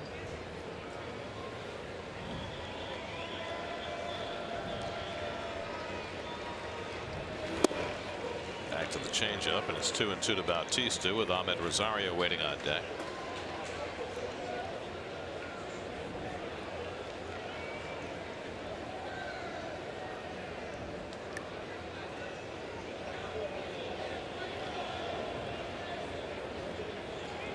Two. Popped it up. Santana waiting for it. 2 out. 15 in a row retired by Nola. There's your game summary. Nola has done everything. Retired 15 in a row, 3-run double. I don't know what more there is. The quick summary. The question is how deep he can get into this game, and the way he's going, it might be very deep. He's only thrown 75 pitches through 5 2/3, and now he starts his 3rd time through the batting order facing Rosario, who has struck out and flied out. Now, when Aaron Nola was drafted out of LSU, the expectation was that he would become a front of the rotation starter. It's taken him a couple of years to get to that point, but even on a staff with Jake Arrieta, he's the ace. He's the guy. He is to the Phillies what Jacob deGrom has become to the Mets. And they'll both be going to the All-Star game, each their team's only representative.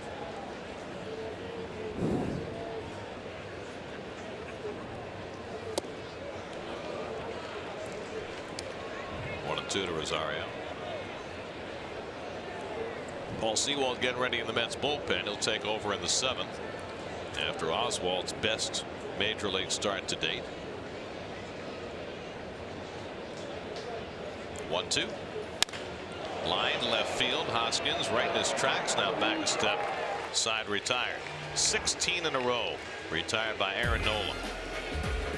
He has been as advertised. 3-0 Phils after 6.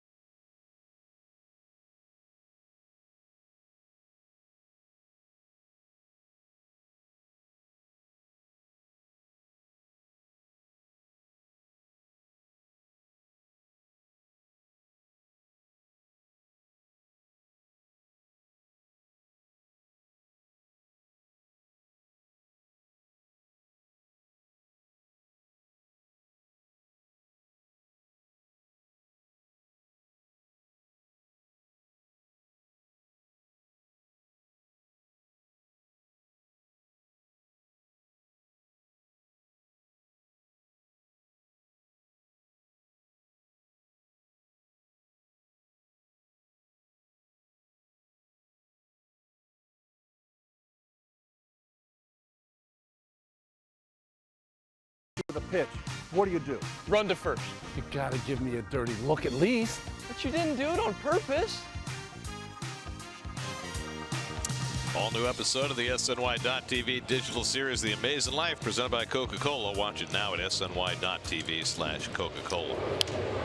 Paul Sewald on to pitch the 7th inning. Just back up from Vegas, and Bautista in right field. Second appearance for Sewald since coming back. The one Sunday didn't go well. Gave up a home run to the first man he faced. Wound up giving up 2 runs in an inning of work. It was a great April for Paul, but everything else since then has just been a drag. Altair has struck out and walked tonight. Well, I think in April, you know, his use of his changeup and slider and his ability to throw him for strikes was excellent, but he lost a little feel for those pitches the last couple of months. And he gets Altair looking for the first out. Do you think overexposure or overuse were issues for Sewald, or is that not, or both of those non-factors? Well, no, they definitely are factors. I just think that what happens for a lot of younger pitchers, he's 28 years old now, is that when they develop a new pitch, it's a great new toy for a while, but sometimes you lose the feel on other pitches, you know? That's a good point.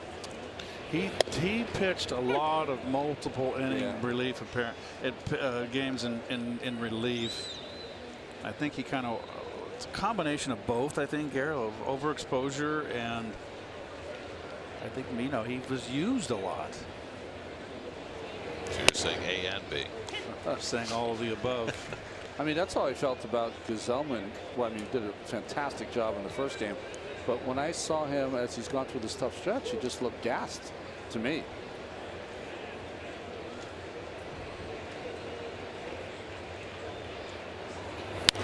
And is part of it hitters adjusting because of, for lack of a better term, overexposure? I mean, started throwing the changeup. Yeah. Nobody had seen it before. I remember when Mike Pelfrey started throwing a splitter. Yes. And the first time around the league, he got nothing but swings and misses. He won 18 games that year, if you recall, and it really wasn't a great splitter, but he was able to run through the league and have a good year, and then the next year, you know, they were onto it.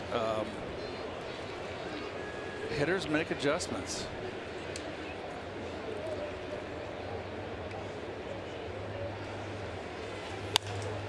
I think what happens a lot of times, because there is so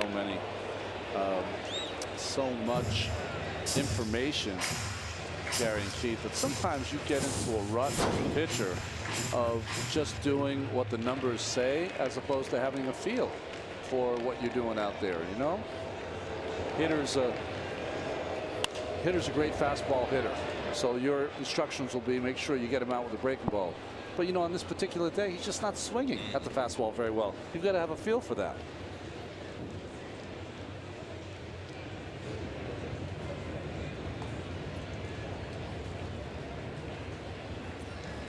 Seventh pitch of the at bat coming to Kingery. And he fouls off another fastball. I think what happened to Paul too was that he started losing his location and making too many pitches over the middle. Well, apparently you've been replaced, Keith. Oh, look at that. I mean, nice. That fellow looks like he's given some pretty good instructions. He's got a nice little leg kick. Plawecki tracking it, but it's out of play. Kingery's 0 for 2 in this game, 1 for 6 in the doubleheader.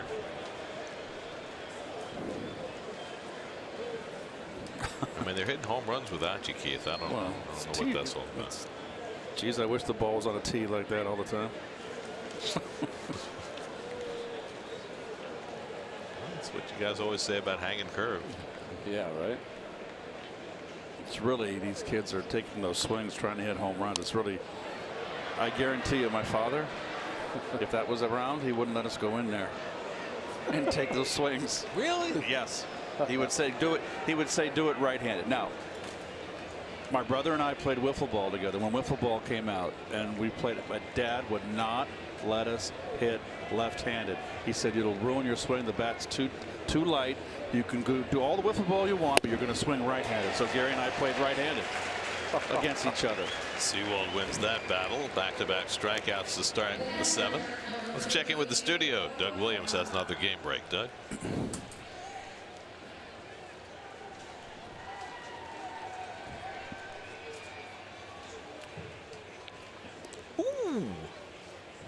Ooh. Keith, do you see that? I missed it. What a play by the big fella. I'm too close to this TV. I don't get a good. I can't see the picture. It's a blur. It was a slow grinder to the pitcher. He throws it about, I don't know, 7 feet to the second base side of the first base bag, and Aguilar reaches out with his bare hand to grab the throw. Nice. And then had to find the bag. Yeah, that's the monitor. Yes, I'm looking up at it, and thanks. I can't see it this way. So you guys all have this view. To me, it's all dark. Really? I can never see a replay. I thought you were worried about getting a crick in your neck. Maybe we can talk to Jeannie Palmer about that and get it fixed. Maybe we'll get one of those emails right an hour before the game. I think it's Al's fault. It's always Al's fault. He's fiddling with it. Get the picture right, Al. What a do to Alfaro. Al, what are you laughing at? It's a double header. It's twice as long you have to get in trouble. That's right.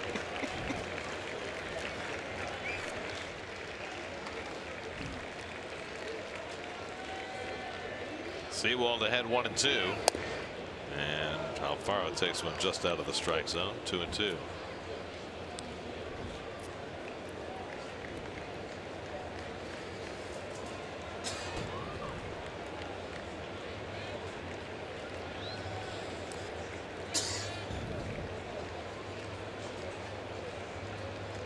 Coming. Shallow center. And Nimmo lopes over to get it. Side retired. Strong inning for Seawald. Gets a 1-2-3. Stretch time in game 2. 3-0 Phils.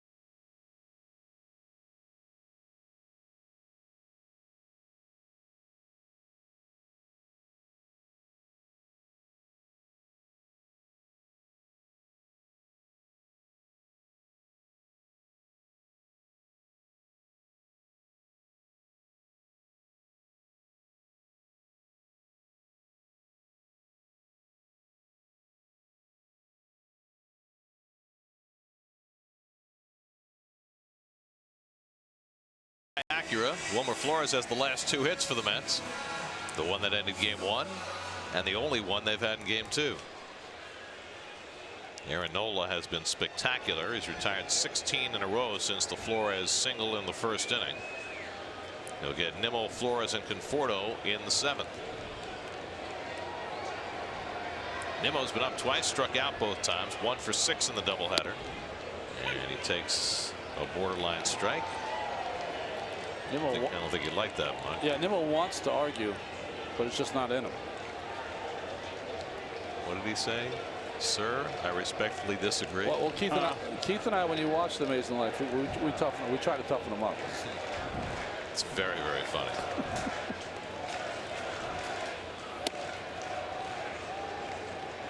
Nola has struck out 8. Fastball in, fastball up.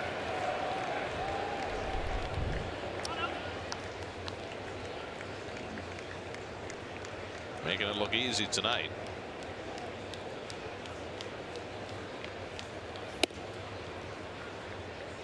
Jacob Rame is up in the Mets bullpen. Rame was just added today as the 26th man.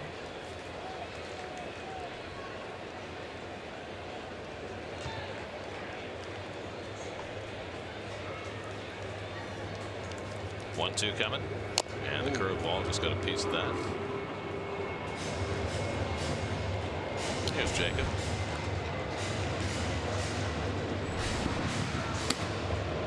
Used to be a phrase when I played. They used to say if a guy like Nola, who has an assortment of pitches and was never allowed the other team to get comfortable, you'd say, boy, he's really carving that team up tonight. That's how you feel Nola.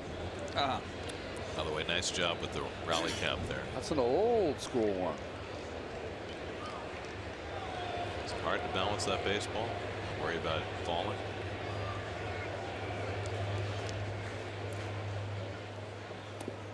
Nimmo lays off the changeup, 2-2.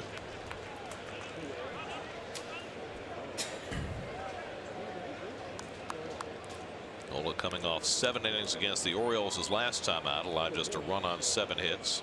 Tonight, no runs and 1 hit. Nimmo golfs one down the right field line toward the corner. Foul ball. Just missed an extra base hit. And he was almost to second base.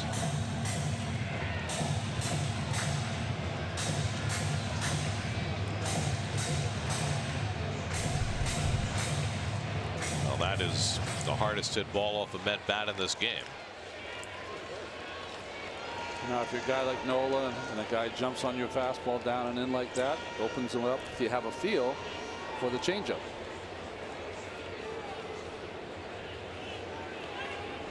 Seventh pitch of the at-bat coming.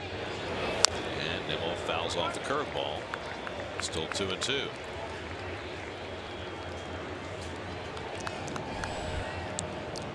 Flores, then Michael Conforto for the Mets in the 7th.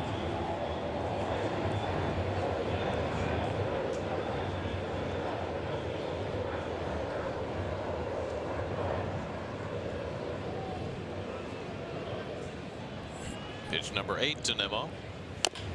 He fouls that one off of the leg.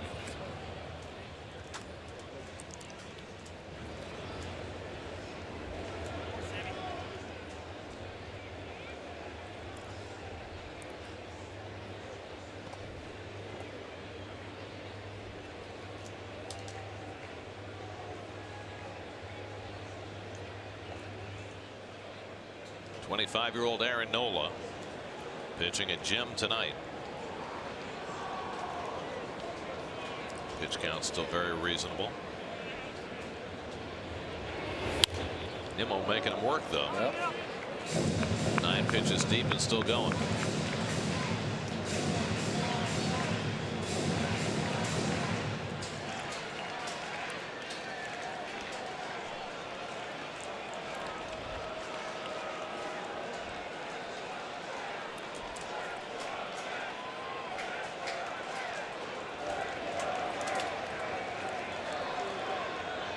Again, the 2-2, and he misses away with a fastball, and Nimmo has run it full.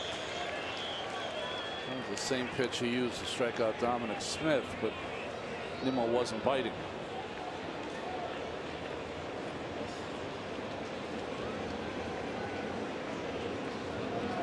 This will be the 11th pitch of the at-bat. And there'll be a 12th.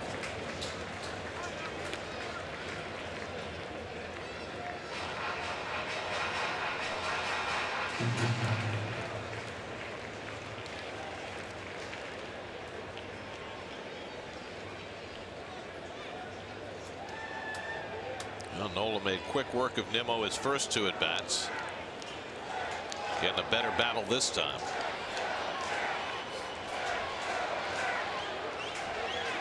But on the 12th pitch, he strikes him out with a curveball. So bad that Nimmo lost his bat. Brandon strikes out for the 3rd time. New York Mets baseball on SNY is brought to you by Good Humor, the official ice cream of the New York Mets. By Toyota, the Toyota Camry, Highlander, and RAV4 have something for everybody. Toyota, let's go places.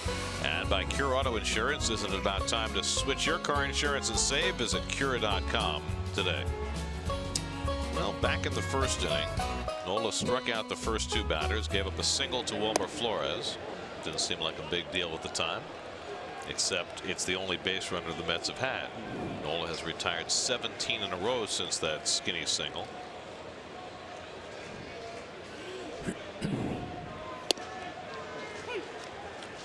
Second time up, Wilmer hit a ball that didn't leave home plate, literally. It sat on the plate. Alfaro made contact with it, tagged out Flores. It's up there, right? Shortest ball ever hit. I think it's tied for the all-time records. You can't go any shorter than not getting off the plate.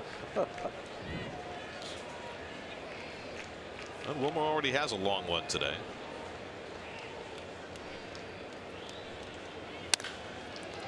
On the backhand, Kingery, plenty of time. And good footwork by Santana, second out. And that's 18 straight for Nola. You know, I was trying to think who Nola reminds me of, and for most fans, they won't remember him as a starter, but Dennis Eckersley threw harder than Nola does, but he had the same beautiful, fluid kind of motion and impeccable control. So now it's Conforto, who's gone 0 for 6 on the day and really had a rough go of it.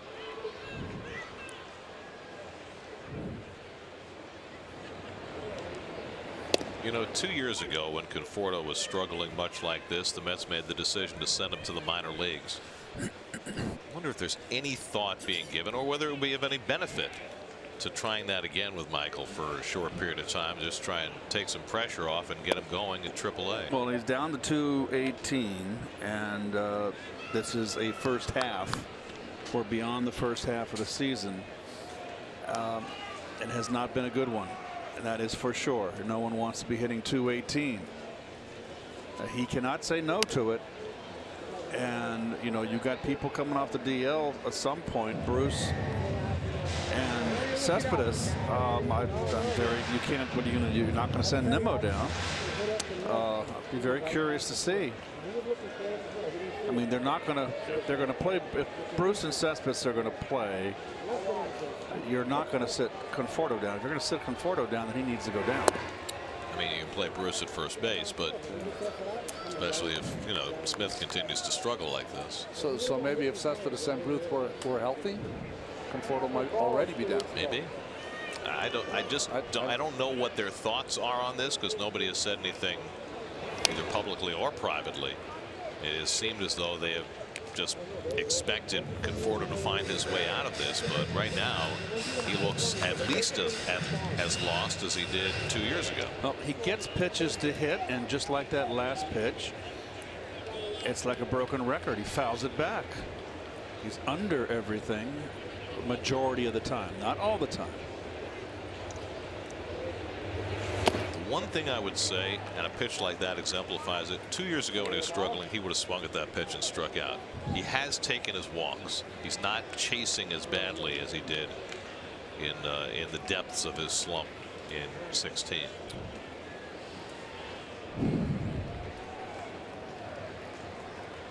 Nola now up over 100 pitches. It's been a hard-working inning for him.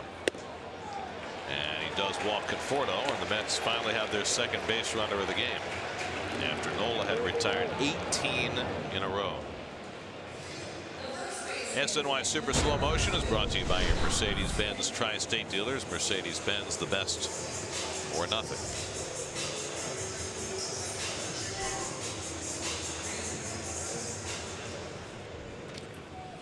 So now Dominic Smith, who's flied out and struck out 0 for 2. He's 0 for his last 15 now. Conforto at first with 2 out.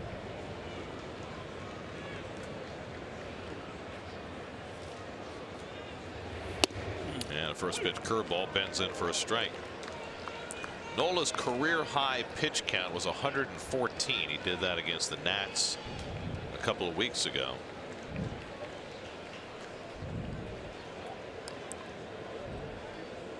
He's already thrown 24 pitches in this inning.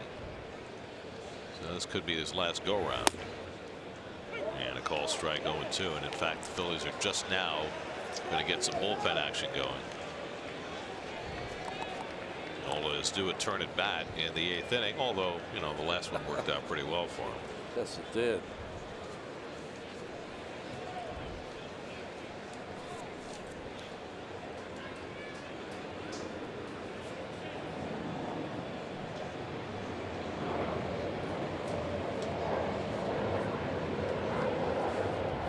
And Smith goes down swinging. 10 strikeouts for Aaron Nola. And the Mets are turned aside. 7 scoreless for the Phillies ace. 3-0 Phils after 7.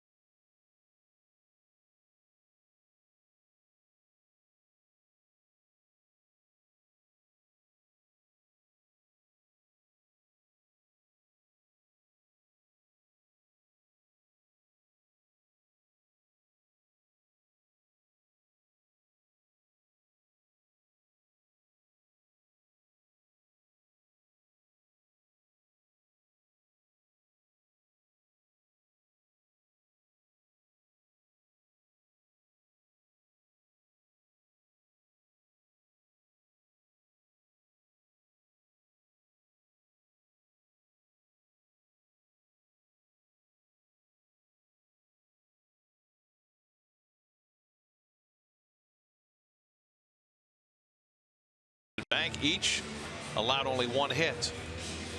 But the 1 hit that Corey Oswalt allowed was a 3-run double hit by Nola, who has matched the Mets hit total on his own.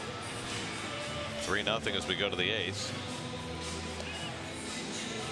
It's a beautiful day and night. Started this doubleheader about 6 hours ago. Yep. All feeling fresh. Ready for more after an extra inning game in the first? Yes. I'll be ready when I get home. I'm ready for a shower.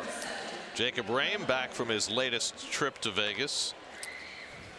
We talked about roster manipulation. No one's been manipulated more than Jacob Rame.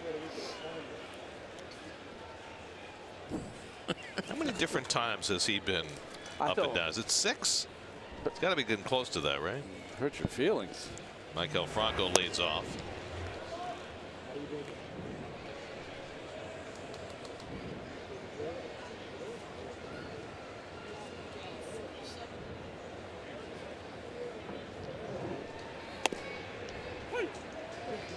Two, three, four. This is his 5th stint now, Rame, with the Mets.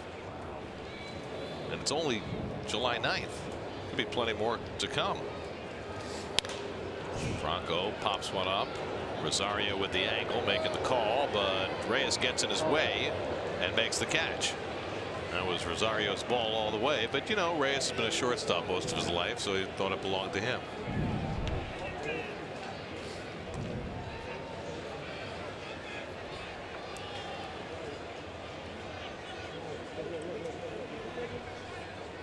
Now, Odubel Herrera was on deck. I don't know if he was announced into the game yet. But Mickey Callaway's coming out to make a pitching change. I have to assume that he was. And he's going to bring a left-hander into the game and make a double switch at the same time. Jerry Blevins, just activated between games from the bereavement list, will come on to pitch to Herrera. Phone's ringing. Get it. What'd you get, Ron? Hello, Jerry. It's called to the bullpen, brought to you by Verizon. We'll be right back.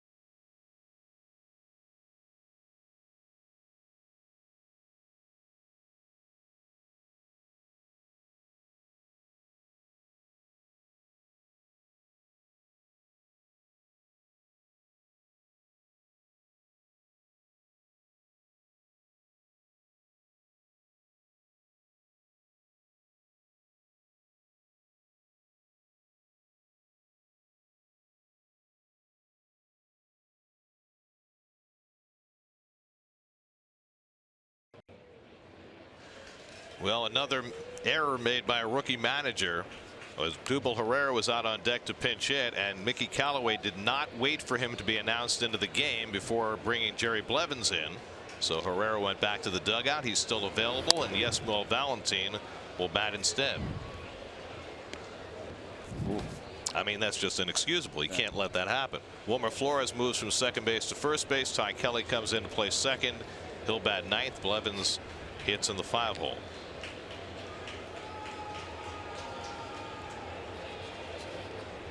It's interesting that Gabe Kapler came out to talk to the home plate umpire to just confirm that Herrera had not been announced in and that Amari hadn't waved him in. I mean, that is baseball managing 101. You want to bring in the lefty to face the lefty, you make sure that the left-handed pinch hitter was announced into the game.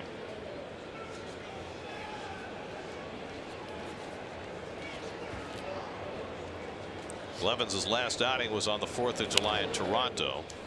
He went on the disabled and the bereavement list over the weekend following the passing of his grandmother, and just activated between games of the doubleheader today.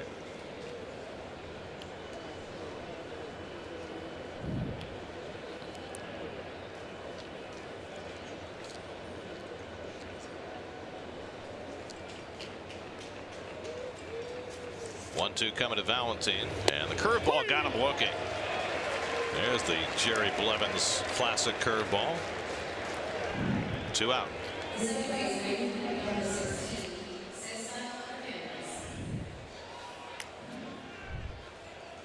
Well, it's such a big, slow curveball that when it's right, a lot of hitters just kind of give up on it.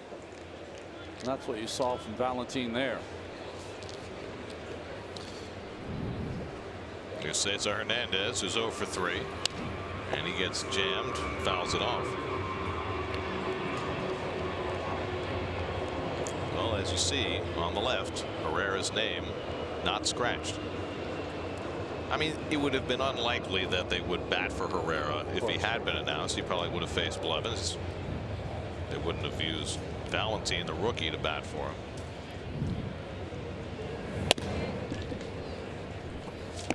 So now if the situation comes up later, Herrera's still available.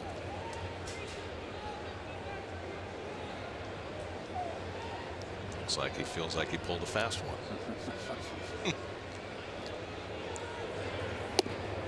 2-1 to Hernandez, who's 0 for 3 in this game after getting on base 3 times in the opener. What a strange game. 1 hit aside. Yeah. And the only hit for the Phillies by a pitcher who was 9 for 136. Yes. And 3 ribbies. Drove in all the runs. Popped up, shallow center. Rosario makes the call, and this time nobody gets in his way, and that retires the side. We go to the bottom of the 8th, 3-0 Phillies.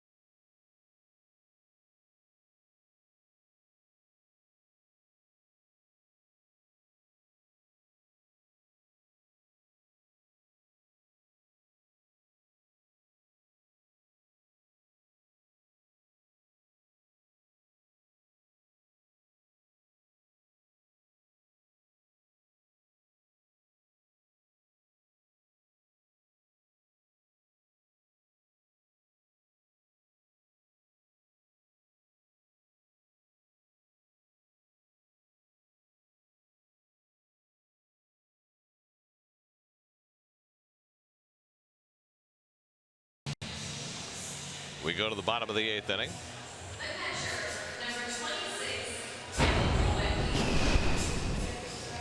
SNY Super Slow Motion is brought to you by your Mercedes-Benz Tri-State dealers. Mercedes-Benz, the best or nothing. Veteran right-hander Tommy Hunter on in relief for the Phillies. He is probably the least heralded of all the free agents the Phillies signed, with Arrieta and Santana, but also Hunter. Kevin Plawecki leads off in the home 8th. Mets must feel as though they have a chance now with Aaron Nola out of the game. Nola went 7, allowed no runs, 1 hit, 1 walk, 10 strikeouts, 105 pitches, in line for his 12th win. 0-2 to Plawecki, who's grounded out and struck out. Kevin Kazmarski on deck. Actually, it's Ty Kelly on deck.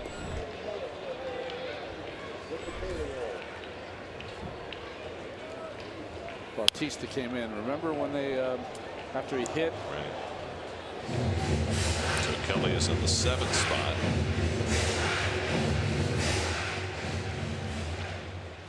After he came out of the double switch with Blevins. That's right.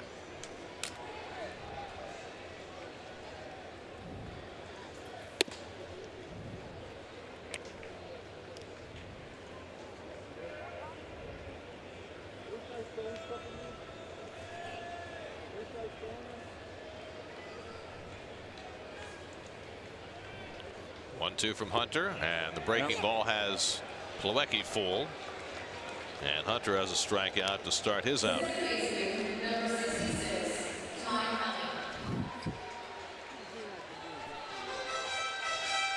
So 1 out and nobody on. Now Kelly, who had 2 at-bats in the opener today in his major league season debut, He lined to left and popped to short. Was called up today with Todd Frazier going on the disabled list with a pulled rib cage muscle. And Mickey Callaway said before the game today that Kelly will get some time at third and Reyes will get some time at third. Flores will probably get some time at third in Frazier's absence. Grounded down to first. Fair ball for Santana. Hunter has to hustle over to cover. Moved that big body quickly, and there are 2 out. He's a big man.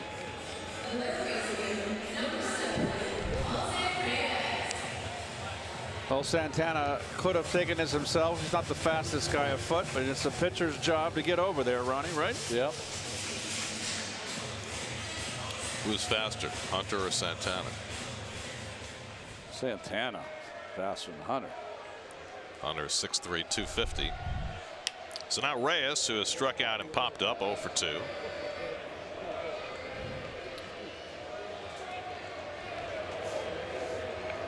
Well, there were 17 hits in the first game. There have been only 2 hits in the second game.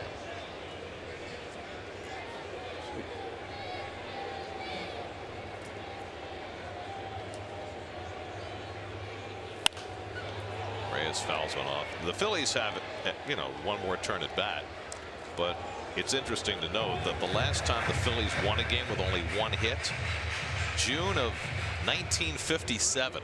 Wow. A Richie Ashburn sacrifice fly for the only run in a 1-0 win as Kurt Simmons beat Lou Burdett. Wow.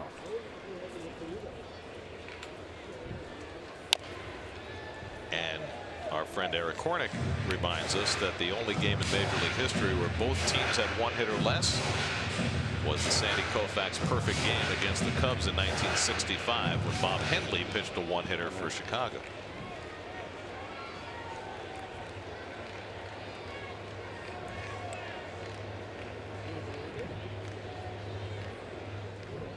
One-two to Reyes, and he dribbles one up the first baseline and kicks foul.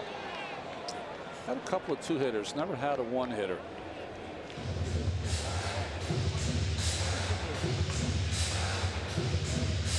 I know you had a couple of long no-hit bids as an Oakland Athletic. What was your longest as a Met? You remember? I think I got through 7 against the Phillies, in fact, in Veterans Stadium early in my career. Who broke you up?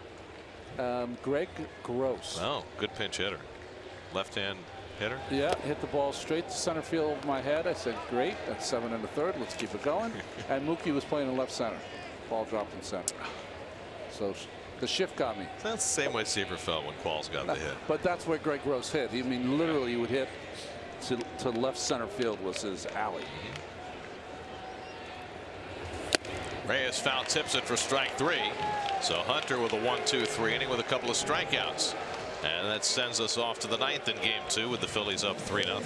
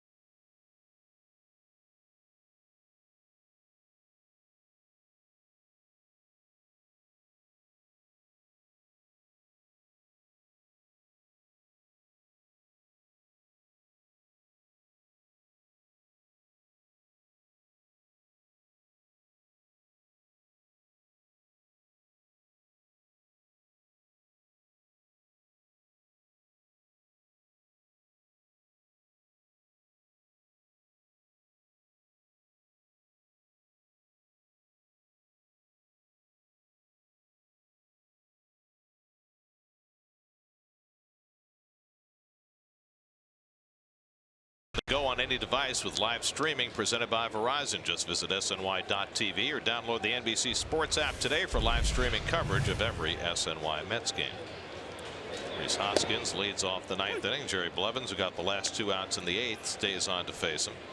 Hoskins 0 for 3 in this game, 1 for 8 in the doubleheader.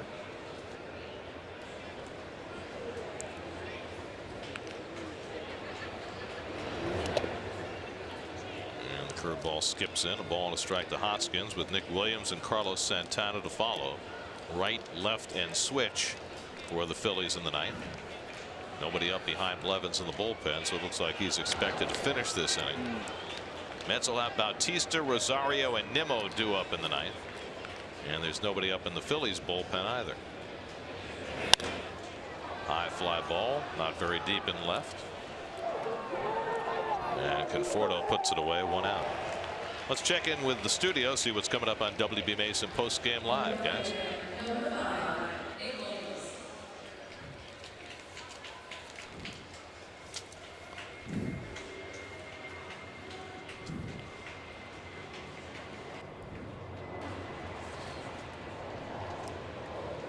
We look forward to it.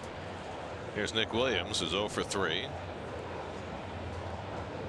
So now Blevins finally gets to face a left-hand hitter, and he surprises Williams with a fastball, ball 1.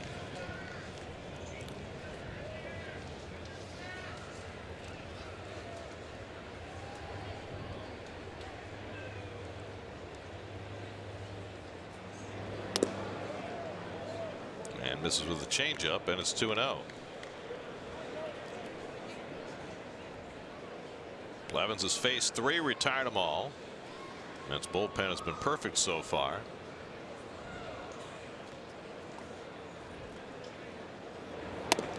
And the curveball bends in for a strike, 2-1. That's the pitch that's been missing, that 2-0 breaking ball that he can just throw at any time for a strike.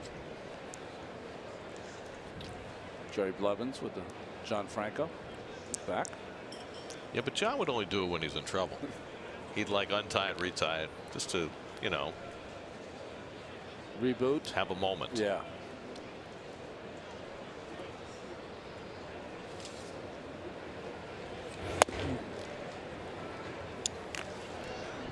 Three and 1 now to Williams with Santana on deck.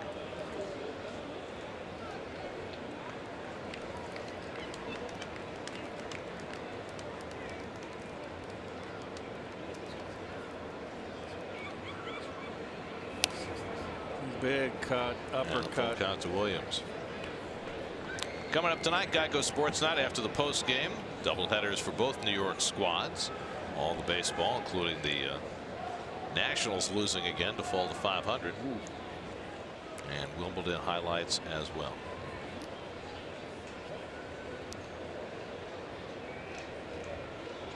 Three-two coming, and the curveball misses for ball 4. And Williams is on with a 1-out walk. 4th walk given up by the Mets in this game. The first 3 were all issued by Corey Oswalt in the 5th, and they all came in to score on the only Phillies hit of this game. A 3-run double off the bat of Aaron Nola. What a strange baseball game. Right. Here's Santana, who's 0 for 2 in a walk.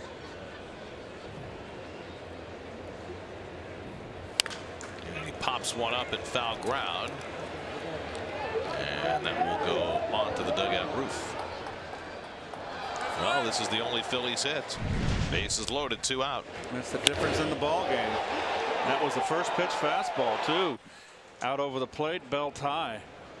And you want to have a DH in the National League because someone pulled 2 hammies? It's his 10th hit in 137 big league at bats, and it's accounted for all the runs in this game. Meanwhile, he threw 7 scoreless innings, allowed just 1 hit on the other side, and struck out 10. He was pretty special.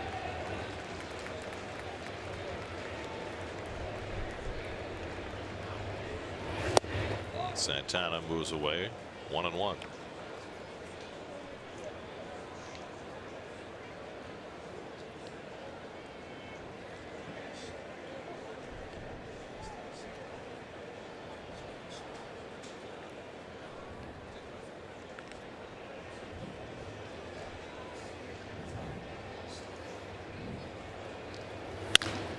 Pounded on the ground. Reyes can't make the backhand play, and everybody's safe.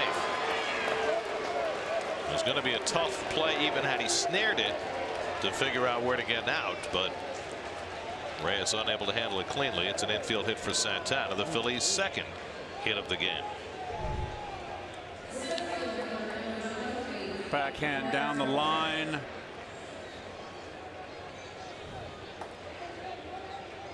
So Sandy Koufax and Bob Hendley are safe. Safe.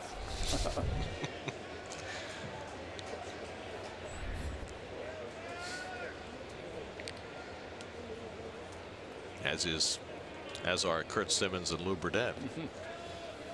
So all that history out the window. Now Blevins just trying to keep this game where it is before the Mets come to bat in the bottom of the ninth. Aaron Altair has struck out twice and walked, 0 for 2. Williams at second, Santana at first. And Altair takes a fastball for a strike.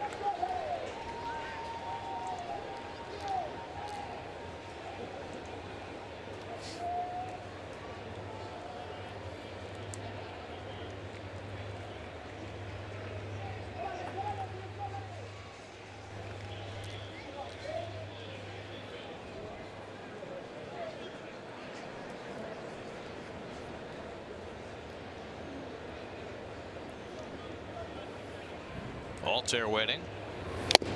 And a foul tip on the fastball, 0-2. You know, this wasn't one of those separate admission day-night doubleheaders where you got to leave and come back. This was your old-fashioned 2 for the price of 1 twilight doubleheader.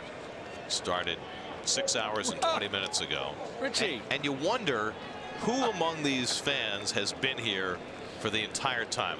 Who's into their 19th inning today? Oh. Masochistic. Diehards. Other than us. Well,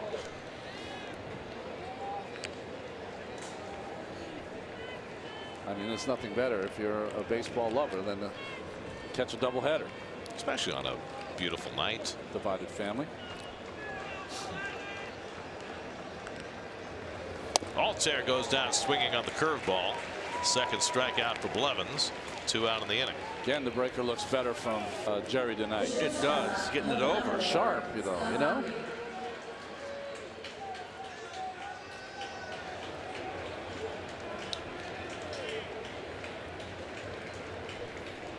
So 2 out and 2 on. After a while, it becomes a badge of honor, right? That you stay for all the innings, right? You know, in all the games that I went to growing up before this became my job, I only left one game early, and it's because I was with my mom, and she encouraged me to leave during a rain delay, figuring the game was going to get called, and it didn't.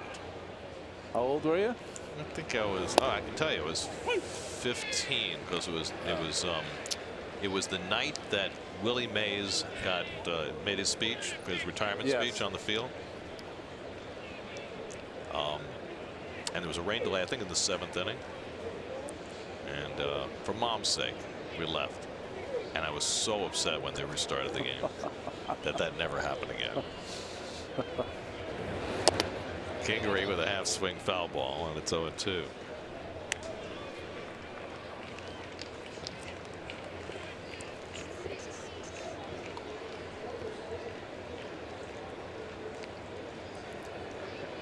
That's Pistol Pete, my man.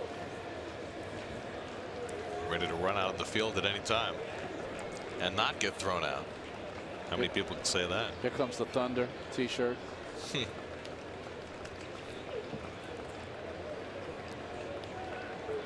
Blevins ahead 0-2 on Kingery, who's 0 for 3 in this game. And a good block by Plawecki, 1-2.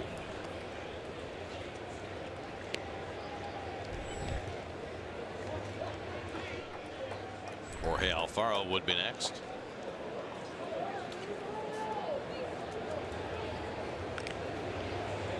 This is the Mets' second doubleheader of the year. They split one in Atlanta. They've got one more on the docket for the moment, and that's also against the Phillies down at Citizens Bank Park later this year. Off the end of the bat to center, and Nimmo cruises over. Side retired. Blevins puts up a 0 in the top of the 9th. Last licks for the Mets with Bautista to lead off.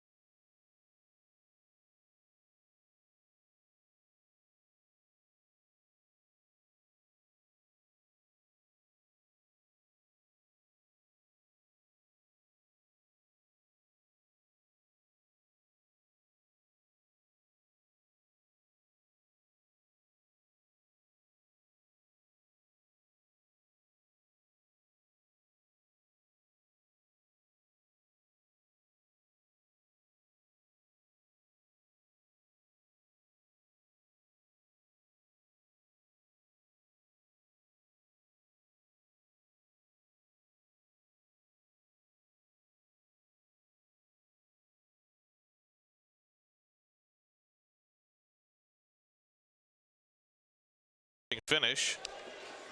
Tommy Hunter, who pitched a 1-2 3/8, stays on to try and save it for the Phillies.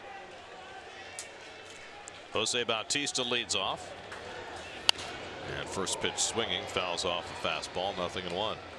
Well, Gabe Kapler, he used his closer, Dominguez, for 2 innings in the first game, and you would think that, you know, he can't use it. He kind of wasted him, but he didn't waste him. The game was tied at the time, but he's not available right now to close out this game. This is an important game for Philly to win. You don't want to live or lose a 2 in a doubleheader. Of course, he's also used Arano to close, but he brought in Arano in the 10th in the first game, and he gave up the game-winning home run. Off the plate to Bautista, Rosario and Nimmo to follow. Hunter has 18 saves in his major league career, including 1 this season. The majority of those saves came in 2014. He had 11 with the Orioles. Popped up into shallow right center, and over comes Williams to get it. 1 out. Well, the Mets had a big finish in game 1. Tying game, bottom of the 10th, and Wilmer did what Wilmer does. 10th career walk-off RBI, most in Mets history. 4th career walk-off home run, tied for the most in Mets history.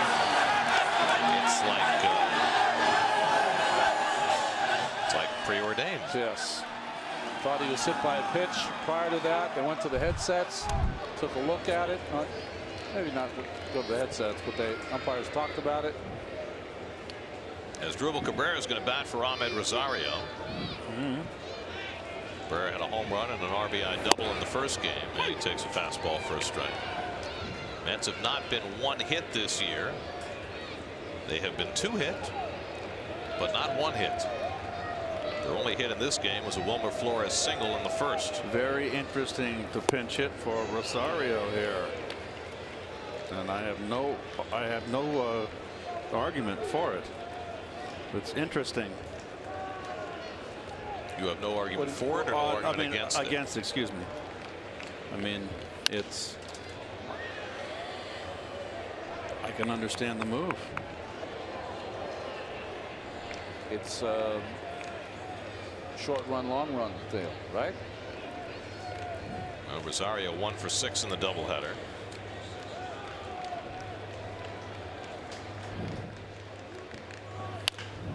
Grounded down to Santana. This time he'll take it himself. And the Mets are down to their final out of the day. Mets were shut out Saturday and Sunday by the Rays. They won game 1 today on Wilmer's walk-off home run, won 4-3. But they're in danger of being shut out for the 3rd time in a 4-game stretch unless Brandon Nimmo can do something here. And Nimmo's had a rough 2nd game, up 3 times, struck out all 3 against Nola. In fact, going back to the 1st game, he struck out in each of his last 4 at-bats. And he takes a fastball strike. Brandon has never had a golden sombrero. He would like to avoid one here.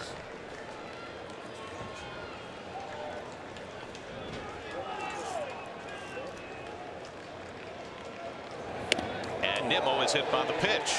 13th time this year he's been hit. And the Mets have a 2-out base runner in the 9th with Wilmer Flores coming up. Wilmer cannot end it with 1 swing. But he can keep the Mets alive and get Conforto to the plate as the tying run.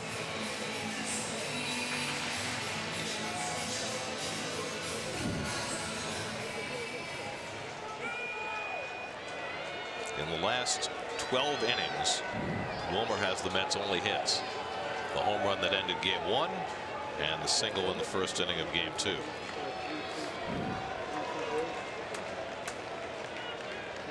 Nimmo not being held on. He'll take second, and Wilmer drives one to right center field. That's down for a hit. Nimmo's going to come all the way around to score. Flores goes to second base with an RBI double, and the Mets have life. They'll get the tying run to the plate. They avoid the shutout on Flores' RBI double. So even in a non-walk-off situation, the last inning proves fruitful for Wilmer Flores. Gets a hanging breaking ball here. Lazy breaker goes right with it to the opposite field. Oh, it's a hanger. They had the center fielder Altera swung around playing Wilmer to full. Well, Rick Kranitz, the pitching coach, is out to talk to Hunter, who retired his first 5 hitters, bidding for the save. 3-0 lead, 2 out and nobody on, and all of a sudden, the Mets are 1 swing away from tying this game with Michael Conforto coming up. Michael is 0 for 2 and a walk in this game, 0 for 6 in the doubleheader, and Victor Arano, who gave up the game-winning home run in game 1, is up in the Phillies bullpen in case Hunter needs help in game 2. Phillies have 3 left-handers in their bullpen. That's not a big sign of confidence here with the left hand hitting Conforto up. And Smith behind him.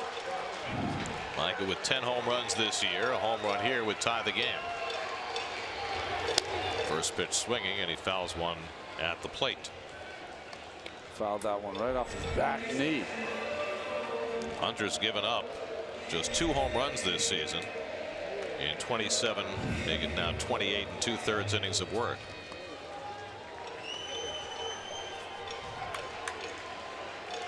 Each team now with but 2 hits, and Wilmer's going to run to third uncontested. They were playing in the shift, nobody preventing him, so he figured he'd wander on over to third. Tight to Conforto, 1-1. That's complete indifference. I've never seen such an easy stolen base. Just. That's why it's not a stolen base. That's right. And now the Mets are down to their final strike. If Conforto could keep it going, Devin Mesoraco would be next. Mesoraco, the last man left on the Mets bench, on deck to pinch hit for the pitcher if Conforto can keep it rolling. 1-2 from Hunter, and he lays off the breaking ball in the dirt. 2-2. Tommy Hunter trying to save it for Aaron Nola, who has been the story in this game. Conforto trying to change the story.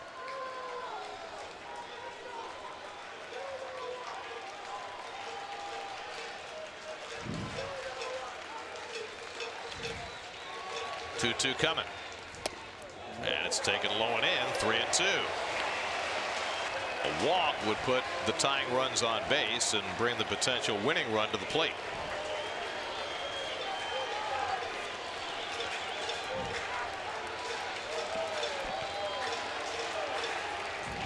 Conforto has worked it to 3-2. And he fouls one back. Trying to keep everything in on Mike. Yeah.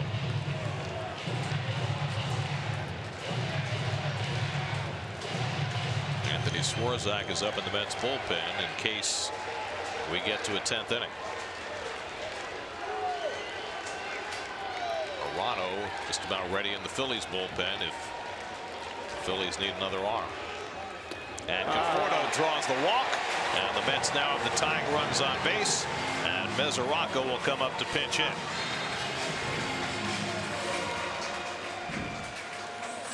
Do the Mets have a second walk-off home run of the day in the Kip? Would Kapler go to Arano, who gave up a game-winning home run in Game 1? Yes, it appears he is going to. Yes, he will. So Arano, who gave up the walk-off to Flores in the 10th inning of the first game, will come on to try and get the final out with the winning run standing at home plate. 3-1 Phillies in the ninth. We'll be right back.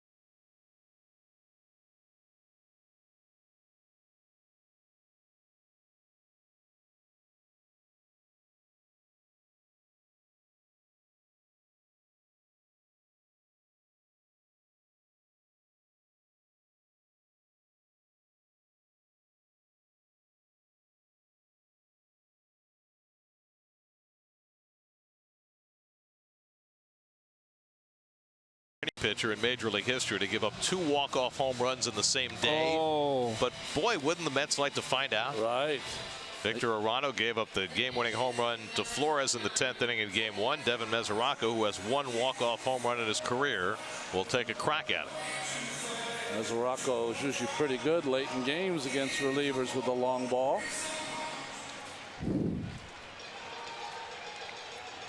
Flores at third, Conforto the tying run at first. This will be Mesoraco's first look at Victor Arano, the rookie right-hander from Mexico.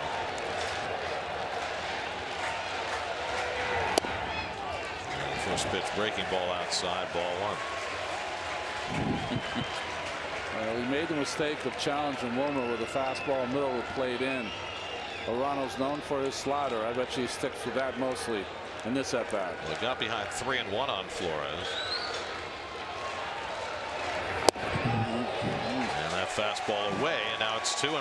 Kevin Plawecki would be next.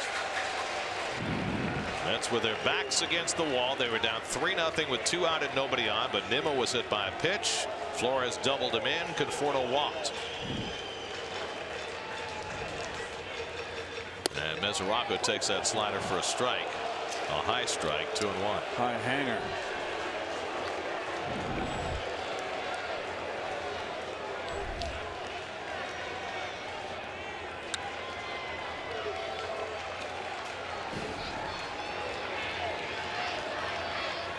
Mesoraco chases one. And again, the Mets are down to their final strike. He's going to feed him another one, Ronnie. Yeah, that was the better one. Arano bidding for his 3rd major league save.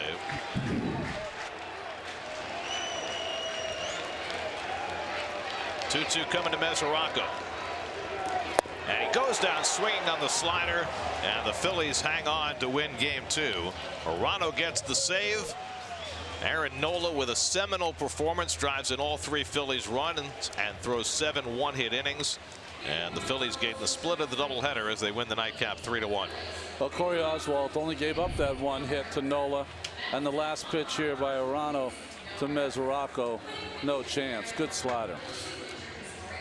Not much hitting in this game. 4 hits total, 2 for each team. It was all the pitchers. Aaron Nola, outstanding. Game summary presented by Verizon. Little League game for Nola. Allowed just 1 hit over 7, struck out 10, had a 3-run double. And he did it all. And the Phillies get the split of the doubleheader, their 50th win of the year, as they beat the Mets 3-1. We'll come back with more from Citi Field in just a moment.